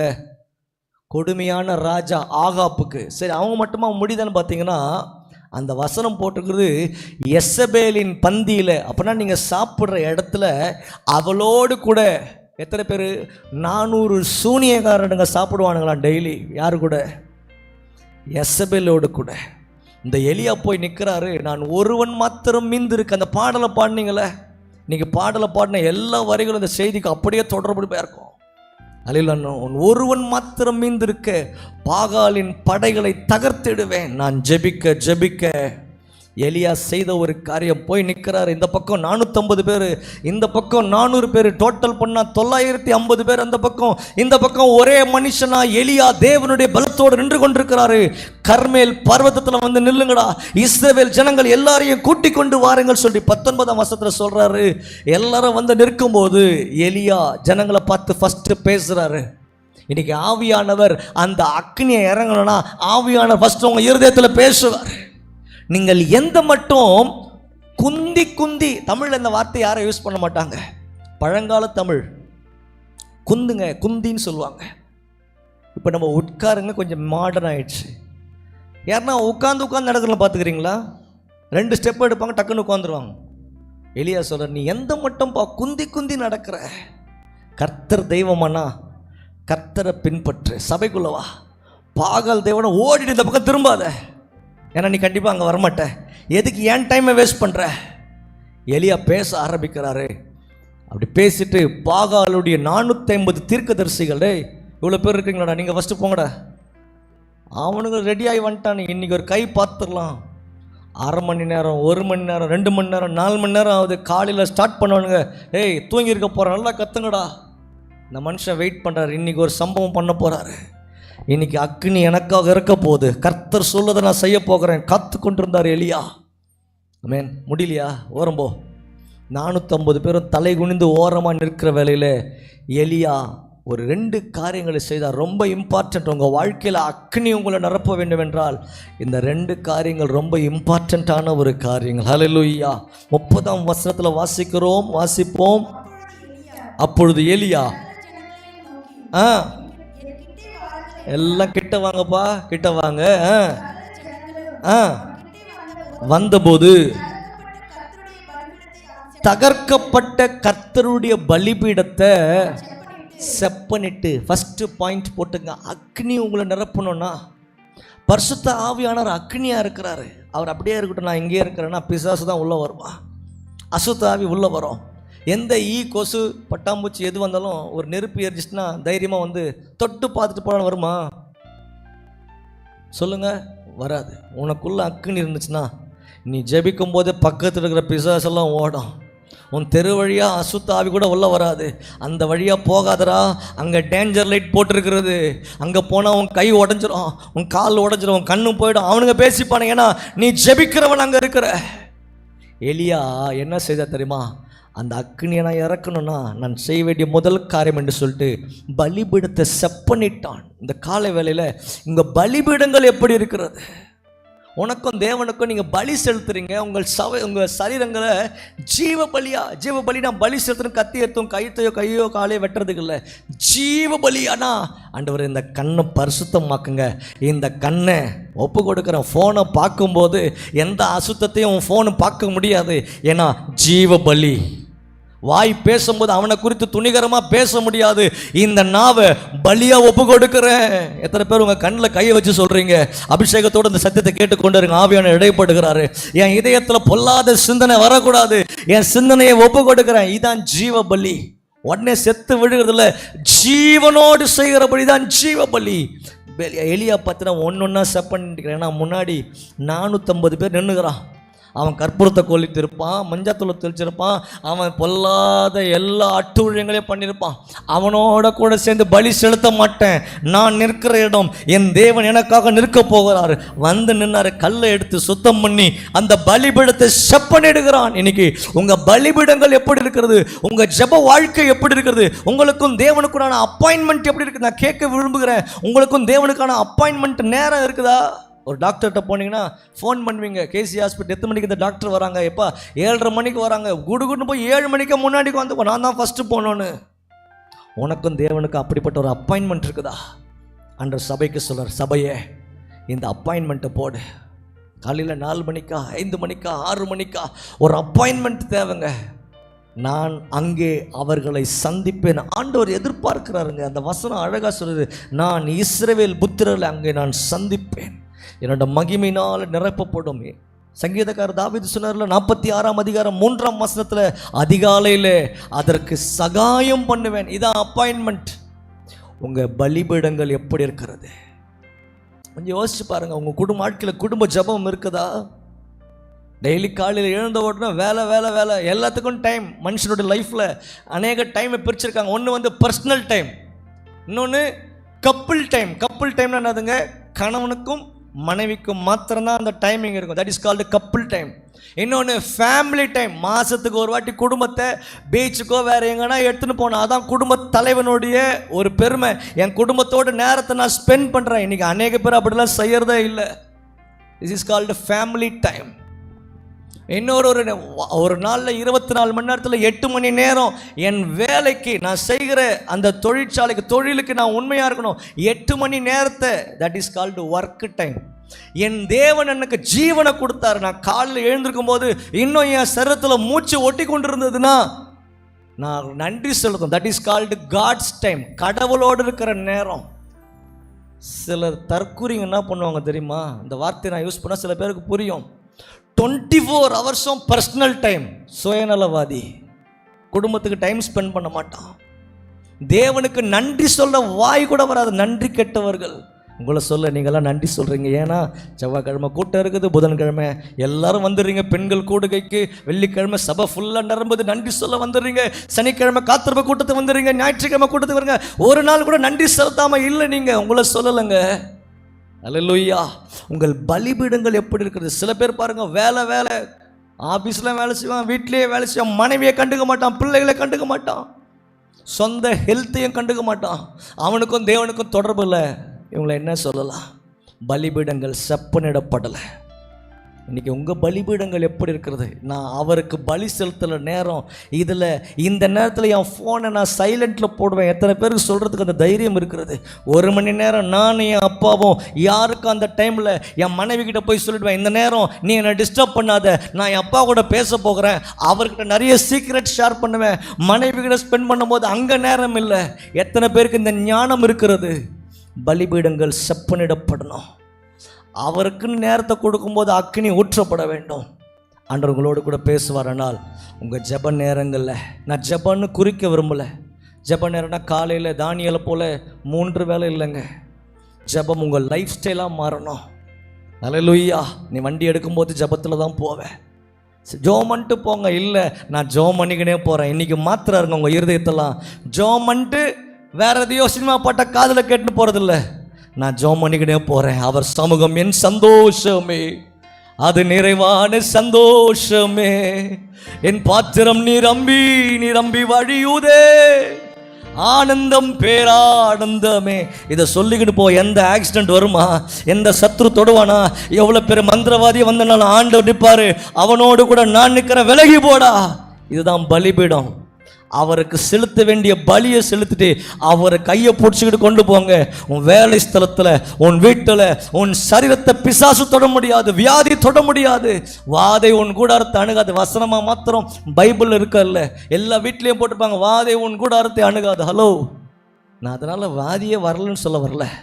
வியாதி வந்தாலும் அதை ஆண்டவர் நின்று முடிப்பார். சில வியாதிகளை ஆண்டவர் அலோ பண்ணுறாருன்னா ஏன்? அவன் வியாதியில் அவன் படுக்கை முழுவதையும் மாற்றுறாரு. என்ன படுக்கை? அவன் ஆவிக்குரிய மனுஷன் செத்தவனா படுத்துக்கிறாயா? அந்த வியாதி வருதா? நல்ல நேரம். விஜய் அந்த வார்த்தையை சொல்லி நான் கேள்வி பண்ணேன். என்னுடைய லைஃப்பில் கல் தானப்பா, கிட்னி ஸ்டோன்ஸ்னு நான் ஹாஸ்பிட்டலில் அட்மிட் பண்ணிட்டாங்க. But that was a good time in my life. என் லைஃப்பில் அந்த நேரம் சொர்க்கனை நான் தேவனை தியானிக்க, அவருடைய காரியங்களை அறிந்து கொள்ள கர்த்தர் எனக்கு இடைப்பட்டார். இன்றைக்கி எத்தனை பேர் சொல்ல முடியுங்க, வியாதி வந்துச்சுன்னா ஆண்டுகிட்ட கேள்வி கேட்குறதில்ல, இதை நீங்கள் அனுமதிச்சுங்க, நீங்களே வெளியெடுங்க. இந்த நேரம் நான் படுத்து கொண்டிருக்கிறேன், நான் செப்பனிடுகிறேன். I just want to mend myself, altar my altar. என்னன்னா என் பலிபீடத்தை நான் சரி செய்யணும். சில பலிலாம் ஒழுங்காக நிற்கிறதில்ல, என் கண்ணு ஒழுங்காக நிற்கிறதில்ல, என் வாய் ஒழுங்காக நிற்கிறதில்ல, என் கால் தேவையில்லாத இடத்துல போகுது. ஆமென். முதலாவது காரியம் எலியா பேசினார், ரெண்டாவது சரி செய்தார், மூன்றாவது ஆண்டவரோட பேசினார். ஃபஸ்ட்டு இங்கே பேசினார் ஜனங்களோட, எந்த மட்டும் குந்தி. அடுத்து பலிபீடத்தை ரெடி பண்ணார். அடுத்து அப்பாவை பார்க்க ஆரம்பிச்சிட்டாரு. மனுஷனையே பார்த்து கொண்டிருக்காத, செய்ய வேண்டிய காரியங்களை செய்த, அடுத்து நீ போக வேண்டிய இடம் தேவனை நோக்கி பார்த்து. எலியா செய்த ஜெபம் 36ஆம் வசனம், 18ஆம் அதிகாரம் 36. நான் உம்முடைய ஊழியக்காரன் என்றும் இந்த காரியங்கள் எல்லாம் உம்முடைய வார்த்தையின்படியே செய்தன் என்றும் விளங்க பண்ணும் என்று சொல்லி அவன் ஜெபித்தான். அடுத்த வருஷத்தை வாசிப்போம். திருப்பி நான் அறியும்படிக்கு இதை கேட்டருளும். 38 வாசிக்கிறோம். அப்பொழுது கர்த்தரிடத்துல இருந்து அக்கினி, இன்னைக்கு அக்கினி இறங்கணும்னா இந்த 3 காரியங்களை விட்டுறாதீங்க. அவர் உங்களுக்கு எச்சரிக்கிறாரா? எந்த மட்டும் குந்தி நடக்கிறீங்க, வார்த்தை வருதா, எனக்கு தான் ஏன் பேசுறாரு, நான் இன்னும் எழுந்திருக்க போகிறேன். அல்லேலூயா. துன்மார்க்கனுடைய ஆலோசனை நடவாத, பாழோட வழியில் உட்காராத, பரியாச உட்கார இடத்துல என்னப்பா சொல்லி நிற்கக்கூடாதுன்றீங்க, நடக்கக்கூடாதுங்க, ஓடியா. அதான் பைபிள் சொல்லுது, நல்ல போராட்டத்தை போராடினேன், விசுவாசத்தை காத்து கொண்டேன், இது முதல் எனக்காக நீதியின் கிரீடம் வைக்கப்பட்டிருக்கிறது. நல்ல போராட்டத்தை ஓடிக்கொண்டிருது. அதில் ஓட்டத்தை ஓடினேன், விசுவாசத்தை. இந்த ஓட்டத்தை எத்தனை பேர் ஓடுறீங்க? அதனால எபிரேயரில் சொல்றாரு, ஓ மேகம் போன்ற இத்தனை திரளான சாட்சிகள் நம்மை சூழ்ந்திருக்க, பாரமான யாவையும் உதறி தள்ளிவிட்டு எனக்கு நியமிக்கப்பட்ட ஓட்டத்தில் அந்த பாவம் என நெருக்கும் போது விசுவாசத்தை துவங்குறவரும் அதை முடிக்கிறவருமாகிய இயேசு கிறிஸ்துவையே நோக்கி. எத்தனை பேர் ஓடுறீங்க இந்த ஓட்டத்தை? இந்த ஓட்டத்தில் பலிபீடத்தை செப்பனிட்டு கொண்டே இருக்க வேண்டும். உங்கள் ஜெபம் பரலோகத்துக்கு போகணும். ஒரு நாள் வரும், வருஷத்தில் வாசிக்கிறோம், கர்த்தரிடத்துல இருந்தால் அக்கினி வரணும். எந்த மனுஷனாலையும் அக்கினியை கிரியேட் பண்ணால் அது ஒன்றுமே பண்ணாது. நம்ம ஈஸியாக சொல்லலாம், ஒரு பெட்ரோல் ஊற்றினா அக்கினி வந்துடும். அந்த அக்கினியெல்லாம் பொருளை எரிக்கும், மிஞ்சி போனால் உன் சரீரத்தை எரிக்கும். உன் ஆத்மாவை அந்த அக்கினி ஒன்றும் பண்ணாது. கர்த்தரிடத்துலேருந்து ஒரு அக்கினி வந்துச்சுன்னா மாம்சத்துக்கு ஒன்றும் ஆகாது, உள்ளே இருக்கிற ஆத்மாக்களை புரட்டி போட்டுரும். எத்தனை பேருக்கு அந்த அக்கினிக்காக காத்து கொண்டிருக்கிறீங்க? ஜோசப் பாபிலோலா என்று சொல்லுகிறதானே 5வது வழக்கு மட்டும் படித்த ஒரு தேவனுடைய மனிதன், நைஜீரியா நாட்டிலே, ஆப்பிரிக்கா கண்டத்திலே தேவனுடைய ஊழியராக அவர் அந்த இடத்துக்கு வராரு. அந்த நைஜீரியா நாடு முழுவதுமாக சூனியர்களும் மந்திரவாதிகளும் செய்கிற ஒரு நாடு. ஆமென். நைஜீரியா நாடு சொல்கிறேன், ஸ்டேட்டெல்லாம் இல்லை. ஆமென். நான் சொல்றது ஹோல், இந்த நாடு முழுவதுமாக. அப்போது பார்க்குறாரு, என்னடா இவனுக்கு இப்படி பண்ணுறானுங்க. அந்த இடத்துக்கு போகிறாரு. எல்லாருமே நம்ம ஊரில் பார்த்தா 2 பேர் 3 பேர் சூனியம் பண்ணிட்டு இருப்பானுங்க, அசுத்தமான காரியங்கள். அந்த ஊரில் பார்த்தா ஊரே அப்படி தான் இருக்குது. அவ்வளோ விச் கிராஃப்ட், விச் டாக்டர்ஸ்ன்னு சொல்லுவாங்க. அப்படிப்பட்ட ஒரு நாட்டில் இவர் தேவனுடைய ஊழியத்துக்காக போகிறாரு. பார்த்தார், ஆண்டவரை நான் சாதாரணமாக என் பலத்தில் போய் நிற்க முடியாது, நீங்கள் வாங்கப்பா. வருஷத்துக்கு 3 வாட்டி 40 நாட்கள் உபவாசத்தில் நின்றாராம். how many times? 120 நாள் ஒரு வருஷத்துக்கு. ஆமென். அந்த மனுஷன் உபவாசத்தில் நின்றான். ஆமென். வாரத்து நடுவில் 3 நாள் அப்படியே உபவாசம். தேவ சமூகத்திலேருந்து அக்கினியை இறங்குற வரை நான் வெளியே போக மாட்டேன், அவனை சந்திக்க மாட்டேன், ஜெபிச்சுட்டே இருந்தார். வருஷங்கள் சென்றது. ஒரு நாள் போய் நின்னார். மரியாதையாக ஒரு பெரிய மரம் அந்த ஊர் நடுவில் இருந்தது. எல்லா சூனியக்காரர்களுடைய மெயின் ஹப், அதான் ஹப்னா அங்கே தான் எல்லாம் சரி, பேசன் பிரிட்ஜ் எப்படி ஹப்புன்னு சொல்கிறாங்களோ எல்லோரும் அங்கே தான் வந்து சேருவாங்க. வந்து எல்லாத்தையும் முடிச்சுட்டா அப்போ அவன் ஊருக்கு போய்டுவானுங்க. அந்த இடத்துல அந்த மனுஷன் போய் நின்னார், நான் தேவனுடைய மனுஷன் வந்திருக்கிறேன், இதை நான் வாசம் பண்ணுற இடம். அந்த மரம் பார்த்தா ஒரு பெரிய மரம். அந்த மரத்தில் ஃபுல்லாக மனுஷனோட உருவ பொம்மைகள், நூலை சுற்றி. இது நம்ம ஊரில் எப்படி பாவாடெல்லாம் கட்டி ஏமாத்தினுக்கிறானுங்க பார்த்தீங்களா? இதையெல்லாம் அங்கே செய்து கொண்டிருந்தார்கள். இந்த மனுஷன் பண்ணனா, இதை இன்னைக்கு காலி பண்ணுறீங்கடா நீங்கன்னு இந்த ஜோசப் பாபிலோலா ஸ்க்ரீனில் பார்க்குற அந்த மனுஷன் சொல்லும்போது சிரிச்சானுங்க அந்த மந்திரவாதிகள்லாம். ஏய் அச்சர போகிறோம், போ, நான் செத்துற போட அப்படின்னு சொன்னேன். நான் சொல்கிறது சொல்லிட்டேன், கர்த்தர் உங்களை அழிக்க போகிறார் சொல்லிட்டு முடிஞ்சா என்னை கை வச்சு என்னை தொட்டு பாருங்கடா, இந்த ஜோசப் பேபிலோனில் சொல்கிறார், அவ்வளோ மந்திரவாதிகள்லாம் நிற்கிறாங்களே, முடிஞ்ச அவங்க மந்திர சக்தினால என் ஜீவனை எடுக்க பாருங்க, நான் இங்கே தான் உட்கார போகிறேன்னு சொல்லிட்டு அந்த மரத்துக்கு பக்கத்தில் போய் இந்த மனுஷன் வந்தாரா. இவனுங்க பார்த்தானுங்க, அவங்களுடைய ஈகோ, என்ன இவன் சாதாரணமான மனுஷன் வந்து பேசுகிறானு எல்லாரையும் வர வச்சானுங்க. ஒரு பெரிய யாகத்தை வளர்த்து மனித ரத்தத்தெல்லாம் பலியாக செலுத்தினானுங்க. அந்த தேவ மனுஷனை தொட முடியல, ஏன்னா அவருக்கு உள்ள அக்கினி இருந்தது. எத்தனை பேருக்கு புரிகிறது? அவனும் எதையோ ட்ரை பண்ணுறான், இதெல்லாம் ஊற்றி ஓம் ஸ்ரீம் ஸ்ரீம், ஒன்றும் நடக்கலை. அந்த மனுஷன் எழுந்துனார், உன் டைம் முடியுதியா, கையை உயர்த்தி, ஆண்டவரே இன்னைக்கு ஜீவனுள்ள தேவன் என்று நீர் விளங்க பண்ணுங்கன்னு சொன்ன. ஒரு பெரிய இடி இடுத்து ஒரு பெரிய அக்கினி வானத்துலேருந்து வந்து அந்த மரம் முழுவதையும் கொளுத்தி போட்டது. அந்த பிக்சரில் நீங்கள் பார்க்குறீங்க பாருங்க. அதை பார்த்த உடனே நின்று கொண்ட மந்திரவாதெல்லாம் பொத்து பொத்துன்னு விழுந்து அப்படியே வணங்க ஆரம்பிச்சானுங்க. கர்த்தரை அந்த தேசத்தை மாற்றினார். இன்னைக்கு இந்த ஜோசப் பேபிலோலா ரிவைவல் என்று வரலாற்றில் இவர் பேர் சுவடுகளாக எழுதப்பட்டிருக்கிறது. ஒரு மனுஷனை கர்த்தர் அபிஷேகத்தினால அக்கினினால நிரப்பாரானால் அந்த தேசம் முழுவதுமாய் கர்த்தர் மாற்ற வல்லமை உள்ள தேவனாக இருக்கிற எத்தனை பேர் விசுவாசிக்கிறீங்க? இன்னைக்கு அந்த பரிசுத்த ஆவியானவர் உங்களை நிரப்ப வல்ல தேவனாக கையை உயர்த்தி இயேசுவின் நாமத்தினால ஆண்டவரே இந்த அபிஷேகத்துக்கு என்ன பாத்திரவானாய் மாற்றுங்க. ஏசாயா 61 அதிகாரம் முதல் வசனத்தில் ஏசாயா தீர்க்கதரிசி ஆண்டவராக இயேசு கிறிஸ்து சொல்லி குறித்த இந்த வார்த்தை சொல்றாரு, கர்த்தருடைய ஆவியானவர் என் மேல் இருக்கிறார். எல்லாம் கையை உயர்த்தி இந்த வார்த்தையை சொல்லுங்க. அந்த ஆவியானவர் என் மேல இருக்கிறாரு. எனக்குள்ள ஏசப்பா ரத்தம் ஓடுது, என் சரீரம் ஏசப்பாவுடைய சரீரம். ஆனா பரிசுத்த ஆவியானவர் என் மேல் இருக்கிறார். அவருடைய அக்னி எனக்குள்ள இந்த காலை வேளையில கிரியை செய்ய போகிறது. அப்படியே கையை உயர்த்தி சொல்லுங்க, கர்த்தருடைய ஆவியானவர் என் மேல இருக்கிறாருங்க. தேவப்பிள்ளை, உன் மேல கர்த்தருடைய ஆவியானவர் இருக்கிறாரு. சிறுமைப்பட்டவருக்கு சுவிசேஷத்தை அறிவிக்க இந்த காலைவேளையோட அபிஷேகம் பண்ணி இருக்கிறார். எத்தனை பேர் ஆமென் சொல்ல முடியும்? அதே 60 அதிகாரம் 1 மாசத்துல எழும்பி பிரகாசி, ஒளி வருதுயா, ஒளி அக்னினாலதான் கர்த்தர் ஒளியை கொடுக்க முடியும். ஹல்லேலூயா. கர்த்தருடைய மகிமை உன்மேல் உதிக்கிறது. எத்தனை பேர் என் மேல அந்த மகிமை உதிக்கிட்டு, ஆண்டவரே இதுவரை செய்த பாவத்தை இனி உன்னால செய்ய முடியாது மகனே. இந்தியாவுக்குள்ள இந்த கிறிஸ்டியானிட்டி வந்து, இந்திய தேசத்துக்குள்ள கிறிஸ்தவம் வந்து ஏறக்குறைய 2000 வருஷம் ஆயிடுச்சு. இன்னும் இந்த இந்திய தேசம் விக்கிரகத்தின் தேசமாக தான் இருக்கிறது. இன்னும் அங்கேயாவது பாகல்னு ஒன்று இங்கே டிசைனாக வச்சிருக்கிறான். யோசிச்சு பாருங்க, ஆண்டவர் உன்னை என்ன எதுக்கு வச்சிருக்காரு? எதுக்கு அபிஷேகம் கொடுத்தா தெரியுமா? சிறுமைப்பட்டவர்களுக்கு சுவிசேஷத்தை அறிவிக்க கர்த்தருடைய ஆவியானவர் உங்க மேலே இறங்கி இருக்கிறாரு. நம்ம என்னத்தில் பண்றோம்? நம்ம என்ன செய்து கொண்டிருக்கிறோம்? உண்மையில இருக்கிற அபிஷேகம் எங்க? உண்மையில இருக்கிற தேவனுடைய ஆவியானவர் எங்க? The heaven is waiting to see a person like Elijah. எலியாவை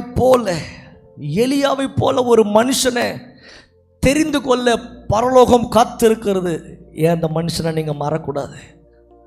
எலியா நம்ம போல பாடுள்ள மனுஷன் தான். பவுல் எழுதுறாரு, ஆனா ஊக்கமாக ஜெபிச்சாருங்க. அவர் ஜெபிச்சு வானத்தை அடைச்சார், மழை வரல. அவர் ஜெபித்து வானத்திலிருந்து கையை உயர்த்தும் போது அக்கினி வானத்திலிருந்து வந்தது.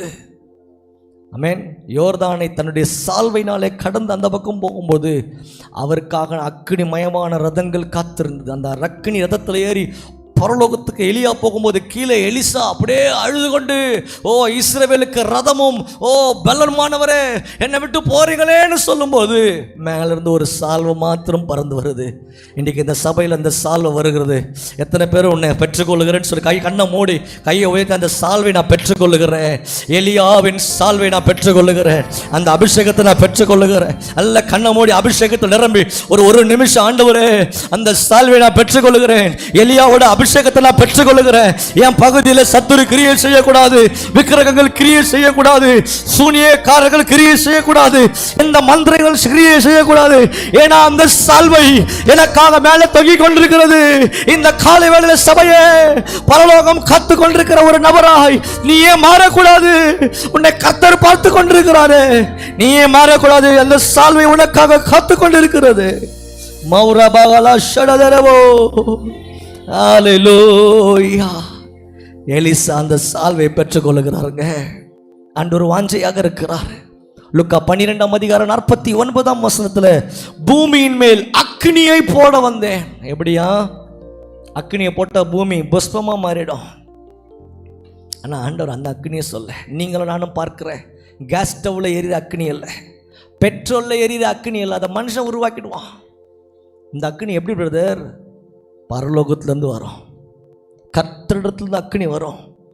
ஆண்டவராக இயேசு கிறிஸ்து பலியினாலே என்னோடு உடன்படிக்கை பண்ண பரிசுத்தவான்களை கூட்டுங்க.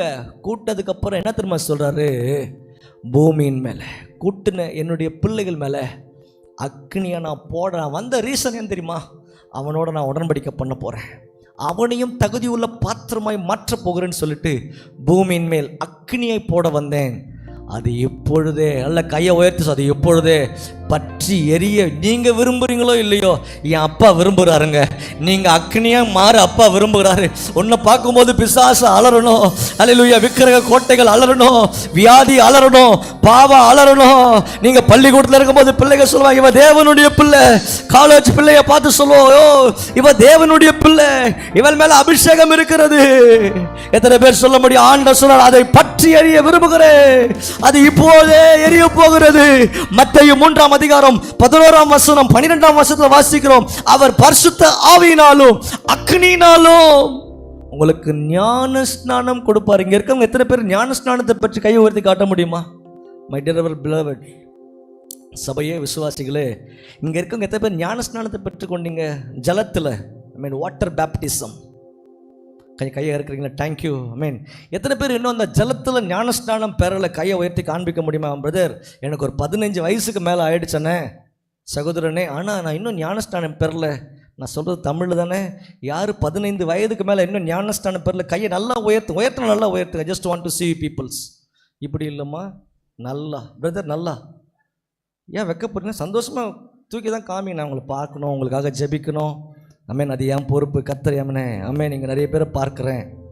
அல்லேலூயா. வசனம் சொல்கிறது, ஒருவன் ஜலத்தினாலும் ஆவினாலும் பரவாவிட்டால். எத்தனை பேருக்கு அந்த ராஜ்யம் போகணுன்னு ஆசை இருக்குது? இப்போ கை தூக்குனீங்க பார்த்தீங்களா? உங்கள்கிட்ட தான் கேட்குறேன். ஜலத்தினாலும் ஆவினாலும் பிறவாவிட்டால். ஒரு சின்ன குழந்தை கூட பாவம்னா என்னன்னு தெரியுது, தேவனுக்கு பிரியமான பரிசுத்தம்னா எத்தனை வயசு தெரியுமா? 5 வயசுல தெரியுதுங்க. இன்னைக்கு மோசமான உலகத்தில் உங்கள் பிள்ளைகள் வளர்ந்து கொண்டிருக்கிறார்கள். 8 வயது 8வது படிக்கிற பிள்ளை தன் வயிற்றில் கருவை சுமந்து கொண்டு நின்றுக்கிறாள். எவ்வளோ மோசமான உலகம்ல. இந்த உலகத்தில் தான் நீங்களும் நானும் இருக்கிறோம். இன்னைக்கு தேவனுடைய வருகை இருக்குமானால் அந்த ராஜ்யத்தை நான் இழந்துடக்கூடாது. அல்லேலூயா. எத்தனை பேர் இந்த ஞான ஸ்நானத்துக்கு நான் இந்த ஜலத்தில், இந்த ஜலம் உள்ளே போகும்போது பழைய பாவ மனுஷனை நான் சாகடிக்கிறேன்.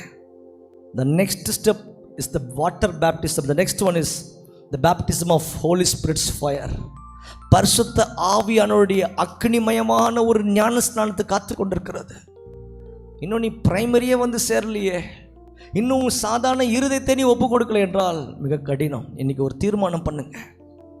ஆண்டவர் சொல்றாரு மத்தேயுல 3 அதிகாரம் 11 வசனம், அவர் பரிசுத்த ஆவியினாலும், கடைசியில் வாசிக்கிறோம், அவர் பரிசுத்த ஆவியினாலும் அக்னியினாலும் உங்களுக்கு ஞானஸ்நானம் யார் கொடுப்பானா? ஆண்டவராக இயேசு கிறிஸ்து தான் கொடுப்பாருங்க. இன்னைக்கு எத்தனை பேர் ஆயத்தமாக இருக்கிறீங்க? அல்லேலூயா.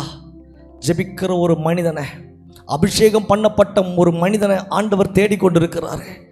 அல்லேலூயா. எத்தனை பேர் ஆமென் சொல்ல முடியும்? ஆண்டவரை ஒப்பு கொடுக்கிறேன் என்று சொல்லி செய்தியை கேட்டுக்கொண்டிருங்க. ஆண்டவராக இயேசு கிறிஸ்து 3 அதிகாரம் கடைசியில் வாசிக்கிறோம். மத்தேயு 3 11 12 13 வாசிக்கும் போது அவர் ஞானஸ்நானம் பெறுகிறார். அந்த நேரத்தில் பரிசுத்த ஆவியானவர் அவர் மேல் இறங்கினார் புறா வடிவில். உடனே வானம் திறக்கப்பட்டது. இவர் என் நேசகுமாரன். அந்த கடைசி வசனம் 3 அதிகாரம் கடைசி வசனம், he is my beloved son, I love him so much. இவரில் நான் பிரியமா இருக்கிறேன்னு சொல்லி அந்த அதிகாரம் முடியுது. ஞானஸ்நானம் முடிஞ்சிடுச்சு. அக்னிமயமான ஞானஸ்நானம் முடிஞ்சிடுச்சு. The next chapter in the beginning, 4th chapter, 1st வசனம், மத்தேயு 4:1. நல்லா கவனிங்க. இது மெச்சூரான ஆட்களுக்கு சொல்றது. இன்னும் ஞான ஸ்நானமே சொன்னா உங்களுக்கு சோதனை வராது. நல்லா புரிஞ்சுக்கொள்ளுங்க. நான் கர்த்தருடைய அபிஷேகத்தை நின்றுருக்கிறேன். அவர் என்னோடு கூட யுத்தம் பண்ண போகிறார். எத்தனை பேருக்கு அந்த இடத்துக்கு வரணும்? உன்னை பார்க்கும்போதே பிசாசை அடிச்சுக்கிட்டு ஓடணும். ஆவியானவர் இயேசு கிறிஸ்துவை கொண்டு போறாரா மலையில். ஏன்னா மனுஷன் 40 நாள் உபவாசத்தை முடிச்சுட்டு வராரு, ஞானஸ்நானம்லாம் பெற்றுக்கொண்டாரு, அக்னியான ஞானஸ்நானம் கிடச்சிடுச்சு. ஆவியானவர் பிசாசினால் சோதிக்கப்படுவதற்கு வனாந்திரத்துக்கு கொண்டு போகிறாரு. அப்போது அவர் பசியாக இருந்தார், அவர்களுக்கு ஆகாரம் கொடுக்கப்பட்டதெல்லாம் வாசிக்கலாம்.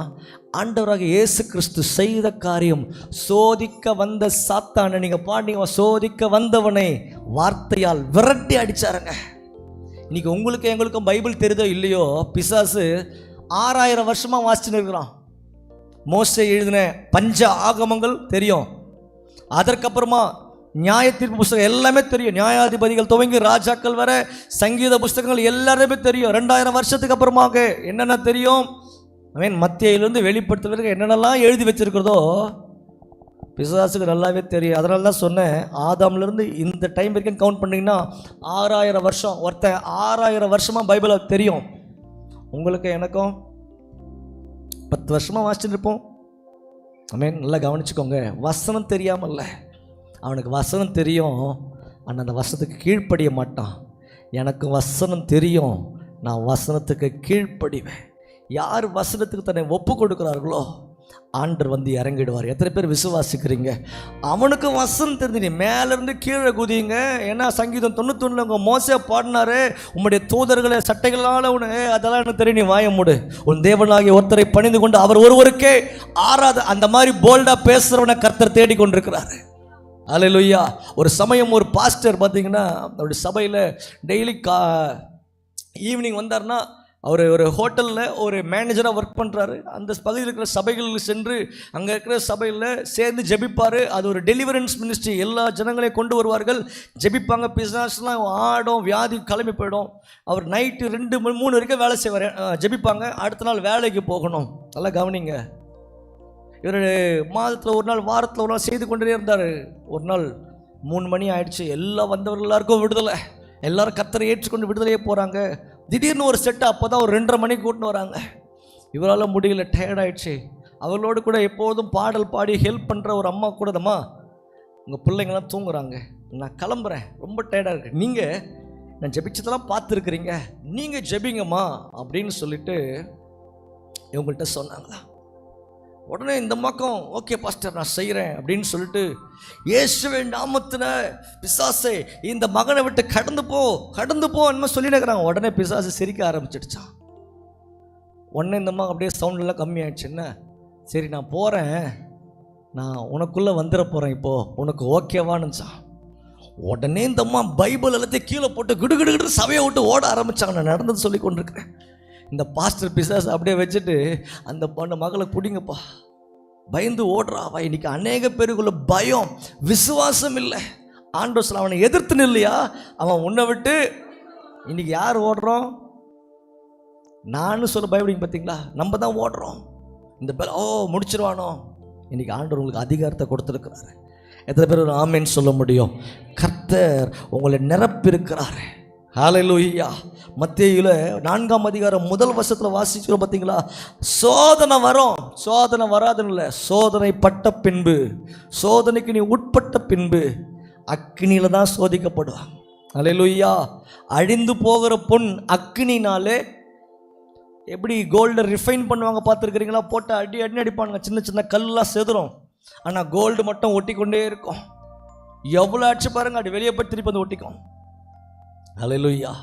சோதனை பண்ணுறதுதான் உன்னை உடைக்கிறதற்கு இல்லை, உனக்குள்ளே இருக்கிற அசுத்தங்களை வெளியே அனுப்ப, உனக்குள்ளே இருக்கிற பலன் என்னது உனக்கு காண்பிக்க, உனக்குள்ள அக்னியை நீ பெற்றுக்கொள்ளத்தக்கதாக ஒரு பெரிய பாத்திரமாய் உன்னை மாற்றதான் இந்த சோதனை. தானியேல் என்ற மனுஷன் எல்லாருக்குமே தெரியும், டெய்லி 3 வேளை ஜெபிக்கிறவர்.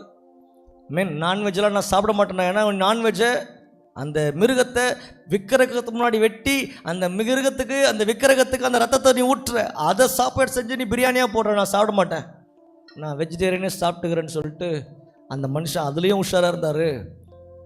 இவ்வளோ நிற்கிறானே, உனக்கு ஒரு சான்ஸ் கொடுத்து பார்க்கலாம். ராஜாவே ஏமாற்றி ஆமான் என்ன பண்ணுறாரு, அவர் பண்ணுறதெல்லாம் பண்ணார். தூக்கி திடீர்னு ஒரு நாள் தூக்கி என்ன பண்ணிட்டாங்க, அவரை சிங்க கபியில் போட்டாங்க. சாத்ராக் மேஷாக்கெல்லாம் முகம் மாறி போயிடுச்சுன்னா, தானியேல் தான் அவரை வழி நடத்தினது கர்த்தருக்குள்ள. என்னடா தலைவனே இல்லையே, உடஞ்சு போயிட்டாங்க. ராஜா உடஞ்சு போயிட்டாரு.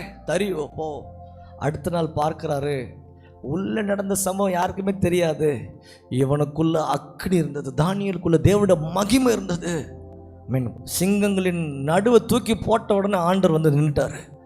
சிங்கம்லாம் அப்படியே வேலட்டுன்னு அப்படியே ஓரம் போகுது. எப்போ கர்த்தர் வராரோ எந்த சத்துருக்கும் அந்த அதிகாரம் இல்லை. எத்தனை பேர் ஆமேன்னு சொல்ல முடியும்? பிழையாம் தேவனுடைய பிள்ளைகளை சபிக்கும்படி போகிறான். கர்த்தர் தம்முடைய தூதனை அனுப்பினார். கழுதை பார்த்துடுச்சு, பிழையாம் பார்க்கல. இங்கே தானியேலோட லைஃப்பில் காலையில் ராஜா எழுந்து வர்றாரு. தானியேலே உயிராக இருக்கியாப்பா? ராஜா நீ நல்லா இருப்பீங்க, நான் சூப்பராக இருக்கிறேன், நான் ஆராதிக்கிற தெய்வன் தப்பிச்சார். இதை காலையில் கேட்டாங்க பாருங்க, ஷத்ராக் மேஷாக் ஆபேத்ரா, அவங்களுக்குள்ள ஒரு தைரியம், ஒரு சந்தோஷம் வந்து, அப்பா இந்த மனுஷன் என்னையா சிங்கம், அந்த சிங்கம்லாம் அத்தனை நாள் பட்னியாக கிடக்கும், ஒரு கீரல் கூட வரலையே. இவர்கள் ஆராதிக்கிற தேவன் இவர்களை டெஸ்ட் பண்ணும்போது இவங்க ப்ரூவ் பண்ணிட்டாங்க. ஆண்டவரை எனக்கு அந்த சான்ஸை தாங்க. என்ன சொல்கிறாங்க? சாத்ராக் மேஷாக் ஆபேத்நேகோ, எனக்கு அந்த அற்புதத்தை நான் பார்க்கணும். தானியேலுக்கு மாத்திரமா? ஆண்டவர் எனக்கு நீங்கள் யாருன்னு காண்பீங்க. நாள் வந்ததுங்க. சாத்ராக் மேஷாக் ஆபேத்நேகோ பெரிய தங்க சிலையை வச்சுட்டே வணங்குங்கடா, எல்லாரும் வணங்கிட்டாங்க. சாத்ராக் மேஷாக் ஆபேத்நேகோ மாத்திரம் நின்னாங்க. இன்னைக்கு உலகத்தில் எல்லாம் செய்வாங்க, அவங்கெல்லாம் பண்ணுறாங்களே நானும் பண்ணலாம். நம்முடைய சபையை குறித்து எனக்கு துக்கப்படுற ஒரு காரியம், எங்கேருந்து தான் கற்றுக்கிறாங்க தெரியல இந்த பொல்லாத சாங்கியங்களை. ஆமென். சாகடிக்க வேண்டியதை சாகடிக்காம உயிர் கொடுத்து கொண்டிருக்கிறீங்க. ஏன் தெரியுமா? அதை சொல்கிறேன், அடுத்த தலைமுறையை நீங்கள் தான் கெடுத்து கொண்டிருக்கிறீங்க. நீங்கன்னும் போது யார் செய்கிறாங்களோ அவங்களுக்கு. அடுத்த தலைமுறைக்கு கர்த்தரை காமிக்காம தேவனை அறியாத ஒரு சந்ததி எழும்புனது. ஏன் தெரியுமா? Parents is not good enough to show God. கர்த்தரை கர்த்தர் என்று காண்பிக்கிற பெற்றோர்கள் இல்லை. எதையோ காண்பிக்கிறீங்க. தொடப்பு குச்சி எடுத்து கொளுத்தி சுற்றி இதெல்லாம் செய்யணுமா? எல்லாருக்கும் ஜப எண்ணெய் கூட ஏசு ரத்தமாக மாத்துறேன், இந்த வியாதி உள்ள இருக்க சொல்கிற தைரியம் உள்ள ஒரு விசுவாசி கர்த்தர் எதிர்பார்க்கிறாருங்க. யார் நீங்கள் மாற போகிறீங்க? ஹல்லேலூயா. இன்னைக்கு சாத்ராக் மேஷாக் நிற்கிறாங்க. நேபுகாத் நேச்சாரு, எல்லாம் வணங்குடா, என்ன நீ நிற்கிறன்னு கேட்குறார். நேத்துக்கு நேச்சார், நேபுகாத் நேச்சாரு, நீ நிறுத்தின பொற்சொல்லி நான் வணங்க மாட்டேன், நான் ஆராதிக்கிற தெய்வன் தப்புவிக்க ஹீ இஸ் மோர் எனஃப்.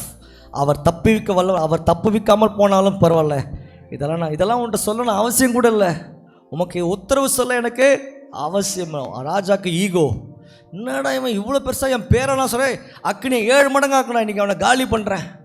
இவனுக்குள்ள ஒரே சந்தோஷம், ஆஹா சாதாரணமாக நினச்சேன், 7 மடங்கா. ஆராதிக்கிற தேவனு ஜெபத்தை ஆரம்பிக்கும் போது இந்த வார்த்தை அவங்க வாயில் நிற்கும் போது அக்னிக்கு உள்ளே போடும் போதில்ல. நல்லா கவனிங்க, இந்த பிக்சரில் படத்தில் பார்க்கலாம். சாத்ராக் மேஷாக் ஆபேத்நேகோ இந்த வார்த்தையை சொல்லும்போது ஆண்டவர் அவர்களோடு கூட வந்து நின்றார். அவனுக்குள்ள இருக்கிற விசுவாசத்தை பார்த்தாரு. ஆமென். இன்னும் போடலை, அவரை பிடிக்க வந்தான் பாருங்க, பொட்டுன்னு செத்தான். அக்னியில் இல்லை, அவரோடு கூட கர்த்தர் இருந்தாருங்க. எத்தனை பேர் ஆமேன்னு சொல்ல முடியும்? அக்னி அவருக்கு ரொம்ப கிரியை செய்கிற ஒரு காரியம். நானே அக்னி, என்னத்துக்கு அக்னியில் போடுவியா? போட முடிஞ்சா போடு. தள்ளுறாங்க. ஆமென். அப்போ தான் ராஜாவுக்கு கண்ணை திறக்கப்படுதுன்னா, அப்போ 3 பேர் தான் நம்ம போட்டோம், 4 பேர் ஒருத்தன் ஜாலியாக சுற்றி நிற்கலாம், அவன் முடி கூட கருக மாட்டேந்து, வெளியே கொண்டு வா, என்ன நடக்குதுயா இங்கே?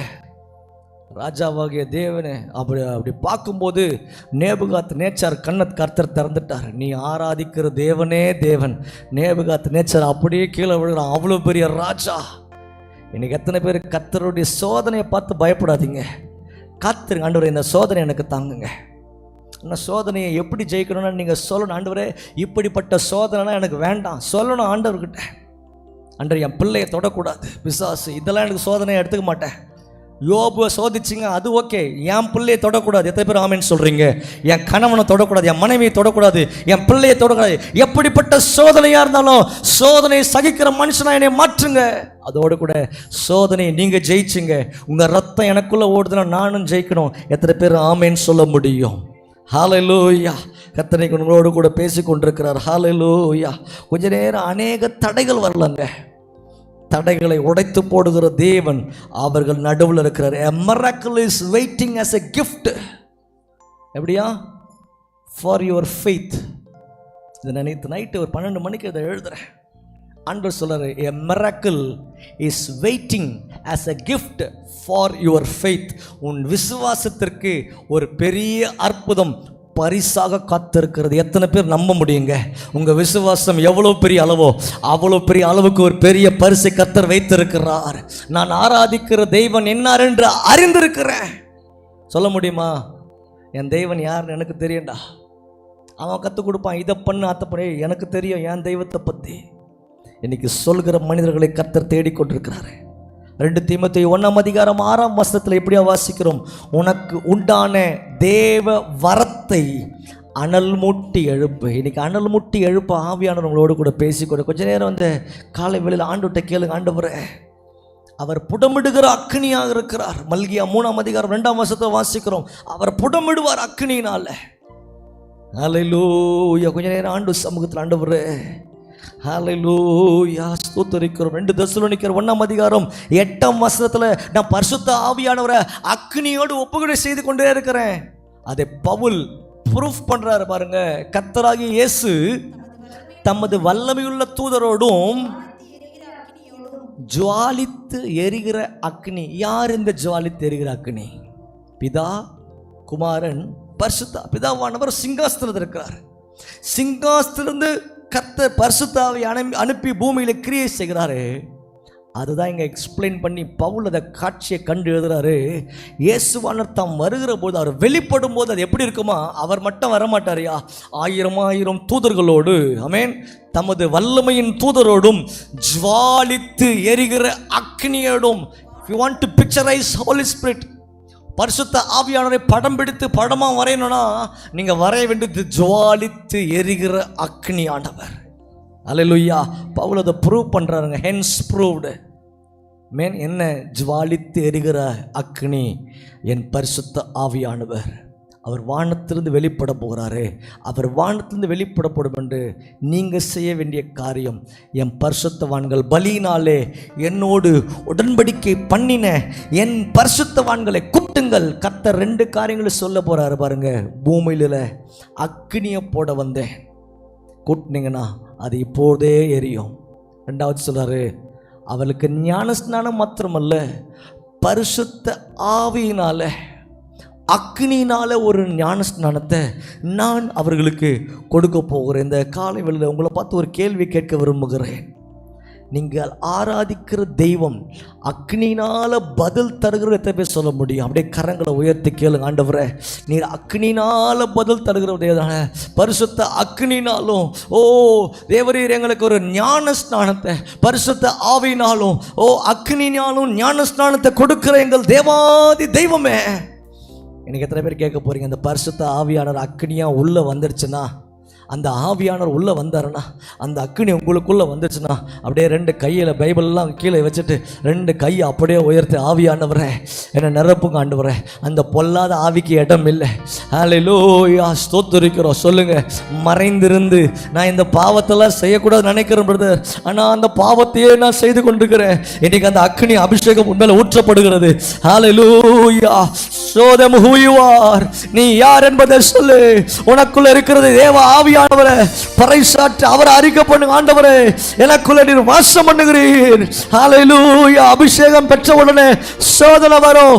ஆனா சோதனை சகிக்கிற மனுஷனா, அதை மேற்கொள்ளுகிற மனுஷனாய் கர்த்தர் ஸ்தோத்திரிக்கிறோம். உன் விசுவாசத்திற்கு ஒரு அற்புதத்தை பதிலளிக்க போகிறாரு. அதற்கு உனக்குள்ள அக்னி வேணும். இன்னைக்கு பரலோகம் ஒன்னதான் தேடிக்கொண்டிருக்கிறது. இன்னைக்கு பரலோகம் ஒன்னதான் தேடிக்கொண்டிருக்கிறது.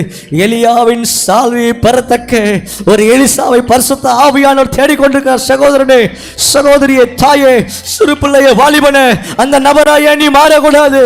ஓ அந்த அக்னியே, ஓ உன் வாழ்க்கையில கர்த்தர் கட்டளையிடுகிறார். ஹல்லேலூயா. அக்னிமயமான நதி பரலோகத்திலிருந்து பலமி வந்து உன்னை நிரப்புகிறதாக இருக்கிறது. சொல்லுங்க, இன்னி எந்த பொல்லாத ஆவிக்கு இடம் இல்லை. எல்லாம் சேர்ந்து நான் சொல்றது சொல்லுங்க, எந்த பொல்லாத ஆவிகளுக்கு இடமில்லை, பலவீனத்தின் ஆவிகளுக்கு இடமில்லை. சோர்வுடைய செய்கிற ஆவி, தற்கொலையின் சிந்தனைகளை தூண்டுகிற ஆவி, குடும்பத்தில் பிரிவினைகளை உண்டு பண்ணுகிற ஆவிகளுக்கு இனி இடமில்லை. அந்த அக்னி உள்ள வரும்போது பொல்லாத ஆவி வெளியே போகுது. நீங்க சொல்லுங்க, இனி இடம் இல்லை, என் சரீரத்தில் உனக்கு இடம் இல்லை. எல்லாம் சேர்ந்து சொல்லுங்க, ஸ்தோத்திரம் ஸ்தோத்திரம் இல்லை. நீங்க இந்த நேரத்தில் அதிகாரத்தை பயன்படுத்தி அறிக்கை பண்ணி சொல்லுங்க, என்னிடத்துல பலவீனத்தை உண்டு பண்ணுகிற ஆவியே, இது ஆண்டவருடைய சரீரம். இந்த ஆவி அவரோடு இணைக்கப்படுகிறது. எசேக்கியேல் 37 வாசிக்கிறோம். கர்த்தரவுடைய ஆவிக்குள்ளாக்கின்னு வாசிக்கிறோம். கொஞ்ச நேரம் ஆண்டு சபத்தில் கையை உயர்த்தி, ஆண்டவரே இந்த பொல்லாத ஆவிகளுக்கு இனி இடம் இல்லை, இந்த வேசித்தனத்தின் ஆவிகளுக்கு இடம் இல்லை, இந்த சாபத்தின் ஆவிகளுக்கு இடம் இல்லை. நான் அவர் ஆலயம், என்னை ஜீவ பலியா ஒப்பு கொடுக்கிறேன். ஓ அக்னி ஜுவாலை எரிந்தாலும் அது அவிழ்ந்து போகாது.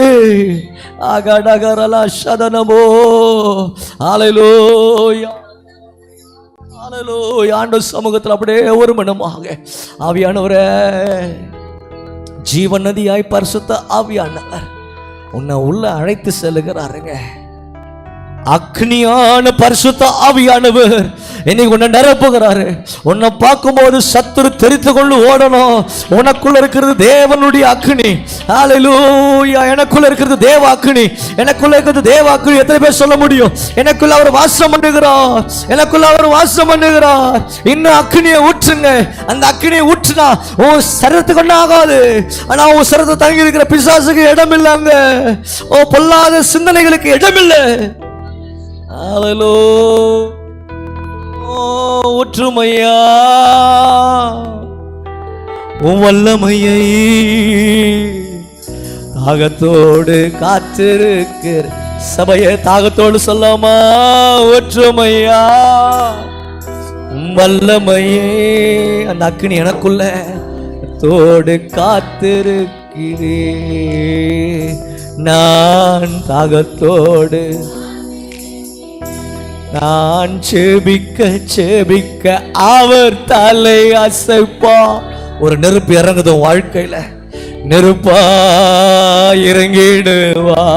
கையை உயர்த்தி நான் செபிக்க செபிக்க, நான் அழுத முழங்கால் பண்ணிட்டு அவர் சமூகத்தை அவர் நோக்கி பார்க்கிறேன். இறங்கிடுவார். கையை எல்லாரும் உயர்த்தி, ஆவியே ஆவியே ஓ ஆவியே ஆவியே அசைவா. கேளுங்க கேளுங்கப்பா. ஷாத்ராக் மேஷாக் ஆபேத்நேகோ கண்டார்களே, சொல்லிக்கொண்டே இருங்க. கொயர் பாடுங்க, அசைவாடுங்கப்பா. மோசே கண்ட அந்த அக்னி நாங்க பார்க்கணும். எலியாவை கண்டு தேவ மகிமையை நான் பார்க்கணும். அசைவாடுமே அசைவா. இருதயத்தை கர்த்தர் புதுப்பிக்கிறார். ஐயா, இந்த சத்தியம் உன்னை வேற மனுஷனா மாற்றுகிறது. நீ ஒரு ஜீவ பலியா நின்று கொண்டிருக்கிறார். பலியினாலே என்னோடு உடன்படிக்கை செய்த என் பரிசுத்தவான்களை கூட்டுங்கள்.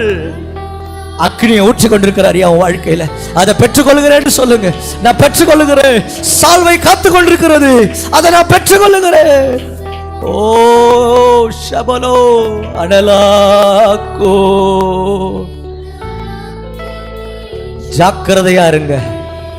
ஆவியிலே அனலாயர்கள் என்று பவுல் எழுதுகிறார். உனக்குள்ள இருக்கிற பலம் காண்டாமிருகத்துக்கு உள்ள பலம். உன் கைகளை கர்த்தர் யுத்தத்துக்கு பழக்கி வைக்கிறார். நான் தேவனுடைய வரலால பிசாசுகளை துரத்துகிறேன். நான் பரிசுத்த ஆவியால பிசாசுகளை துரத்துகிறேன். எத்தனை பேர் இந்த அபிஷேகத்தை பெற்றுக் கொள்ளுகிறீங்க? I need an anointing, Lord. கேளுங்க ஆண்டவரே, எனக்கு அது வேணும்பா. அந்த அபிஷேகம் வேணும். அந்த வேறு பிரிக்கப்பட்ட வாழ்க்கை வேணும். எனக்குள்ள கர்த்தருடைய ஆவியானவர் கிரியை செய்ய வேண்டும். முத்தரிக்கப்பட்ட கிணறு நான். இனி பொல்லாத சிந்தனைக்கு இடமில்லை. இனி அசுத்தமான காரியங்களுக்கு இடமில்லை. பரிசுத்தப்படுத்துகிறார். சேர்ந்து சொல்லுங்க, ஆண்டவரே ஜீவ பலியாக. இதுதான் புத்தி உள்ள ஆராதனை. இதைதான் பரலோகம் விரும்புகிறது. இதைதான் பரலோகம் உற்று பார்க்கிறது. தேவ தூதர்களும் இவைகளுக்காக ஆசையோடு வந்து நிற்கிறார்கள். உன் பேர ஆண்டவர் எழுதுறாரு இன்னைக்கு ஜீவ புஸ்தகத்துல. இவன் ஜீவ பலியா இந்த காலை வேளையில இந்த சபையில தன் இருதயத்தை ஒப்பு கொடுத்திருக்கிறான். நான் இவனை அக்னியினால நிரப்புகிறேன். எந்த சத்துருவுக்கு தொட அதிகாரம் இல்லை, எந்த பாவத்திற்கு தொட அதிகாரம் இல்லை. எந்த மந்திரிகமும் தொட முடியாது. இஸ்ரவேலுக்கு விரோதமாக குறி சொல்வதும் இல்லை. யாக்கோபுக்கு விரோதமாக எந்த மந்திரமும் புஷ்னு போயிடும். பெரிய பர்வதமே நீ எம்மாத்திரம். யார் நினைச்சு கொண்டிருக்கிற? அவன் சிறுபாபேல். கர்த்தர் அவன் கையில் இருக்கிற தூக்கு நூலை அழகாய் பார்க்கிறார். உன்னை தொடரவன் அவர் கண்மணியை தொடராராம். எத்தனை பேர் அந்த இடத்துல நான் நிற்கணும்பா? ஏன்னா வசனம் சொல்லுகிறது, அவருடைய கண்கள் அக்கினி ஜுவாலை போன்றது. ஹல்லேலூயா. வெளிப்படுத்தல் 19:12 வாசிக்கிறோம், அவர் கண்ணை எப்படிப்பட்டது தெரியுமா? அக்கினி ஜுவாலை போன்ற கண்களை உடையவர். ஆண்டவர் ஒன்று அப்படி மாத்திரம்னு விரும்புறாரு, தப்பாப்பா? பூமியின் மேல் அக்னியை போட வந்தேன், அது இப்பொழுதே பற்றியற விரும்புகிறேன்னு சொல்லி அவர் விருப்பத்தை சொல்றாரு. அக்னி எரிய வேண்டிய இடத்துல பாவமாகிய தண்ணியை ஊத்தாதையா?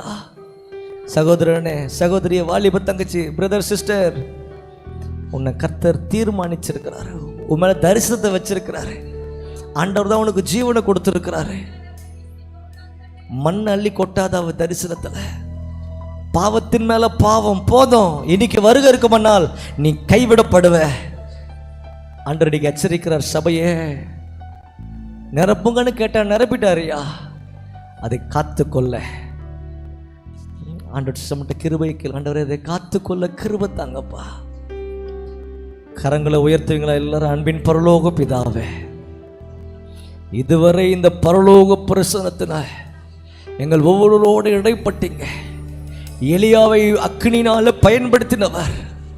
தேவ சமூகத்தில் எலியாவின் சால்வை எங்களுக்காக காத்திருக்கிறது நாங்கள் பெற்றுக்கொள்ளுகிறோம் என்று எந்தெந்த பிள்ளைகள்லாம் சொன்னாங்களோ, அந்த சால்வையின் மகிமை கிரியை செய்யட்டும். அவர்கள் வெளியே சென்று கொழுத்த கண்களாய் மாறட்டும். தேவனுடைய மகிமை அவர்கள் தலையின் மேல் இருக்கட்டும். அவர்களை பார்க்கும் போதெல்லாம் பிசாசு பயப்படட்டும். ஆண்டவரே, வியாதி பயப்படட்டும். ஹல்லேலூயா. பொல்லாத சிந்தனை உண்டு பண்ணுகிற சத்துருடைய ஆவிகள் பயப்படட்டும். இனி இந்த சரீரத்தையும் என்னோட சேர்ந்து சொல்லுங்க, இனி இவர்கள் சரீரத்தையும் ஆவியையும் ஆத்மாவையும் தொட எந்த சத்துருக்கும் அதிகாரம் இல்லை.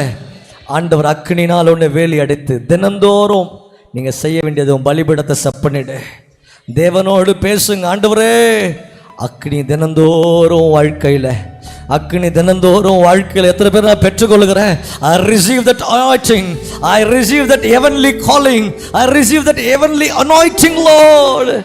God is marking your name, Lord. Thank you, Master. Thank you, Master. இதோட நிறுத்தலங்க செய்தி. வீட்டுக்கு போங்க, ஆவியானவரும் கூட பேசுவாரு. சபை போதுக்கு ஜெபித்து நம்மை ஆசீர்வதி.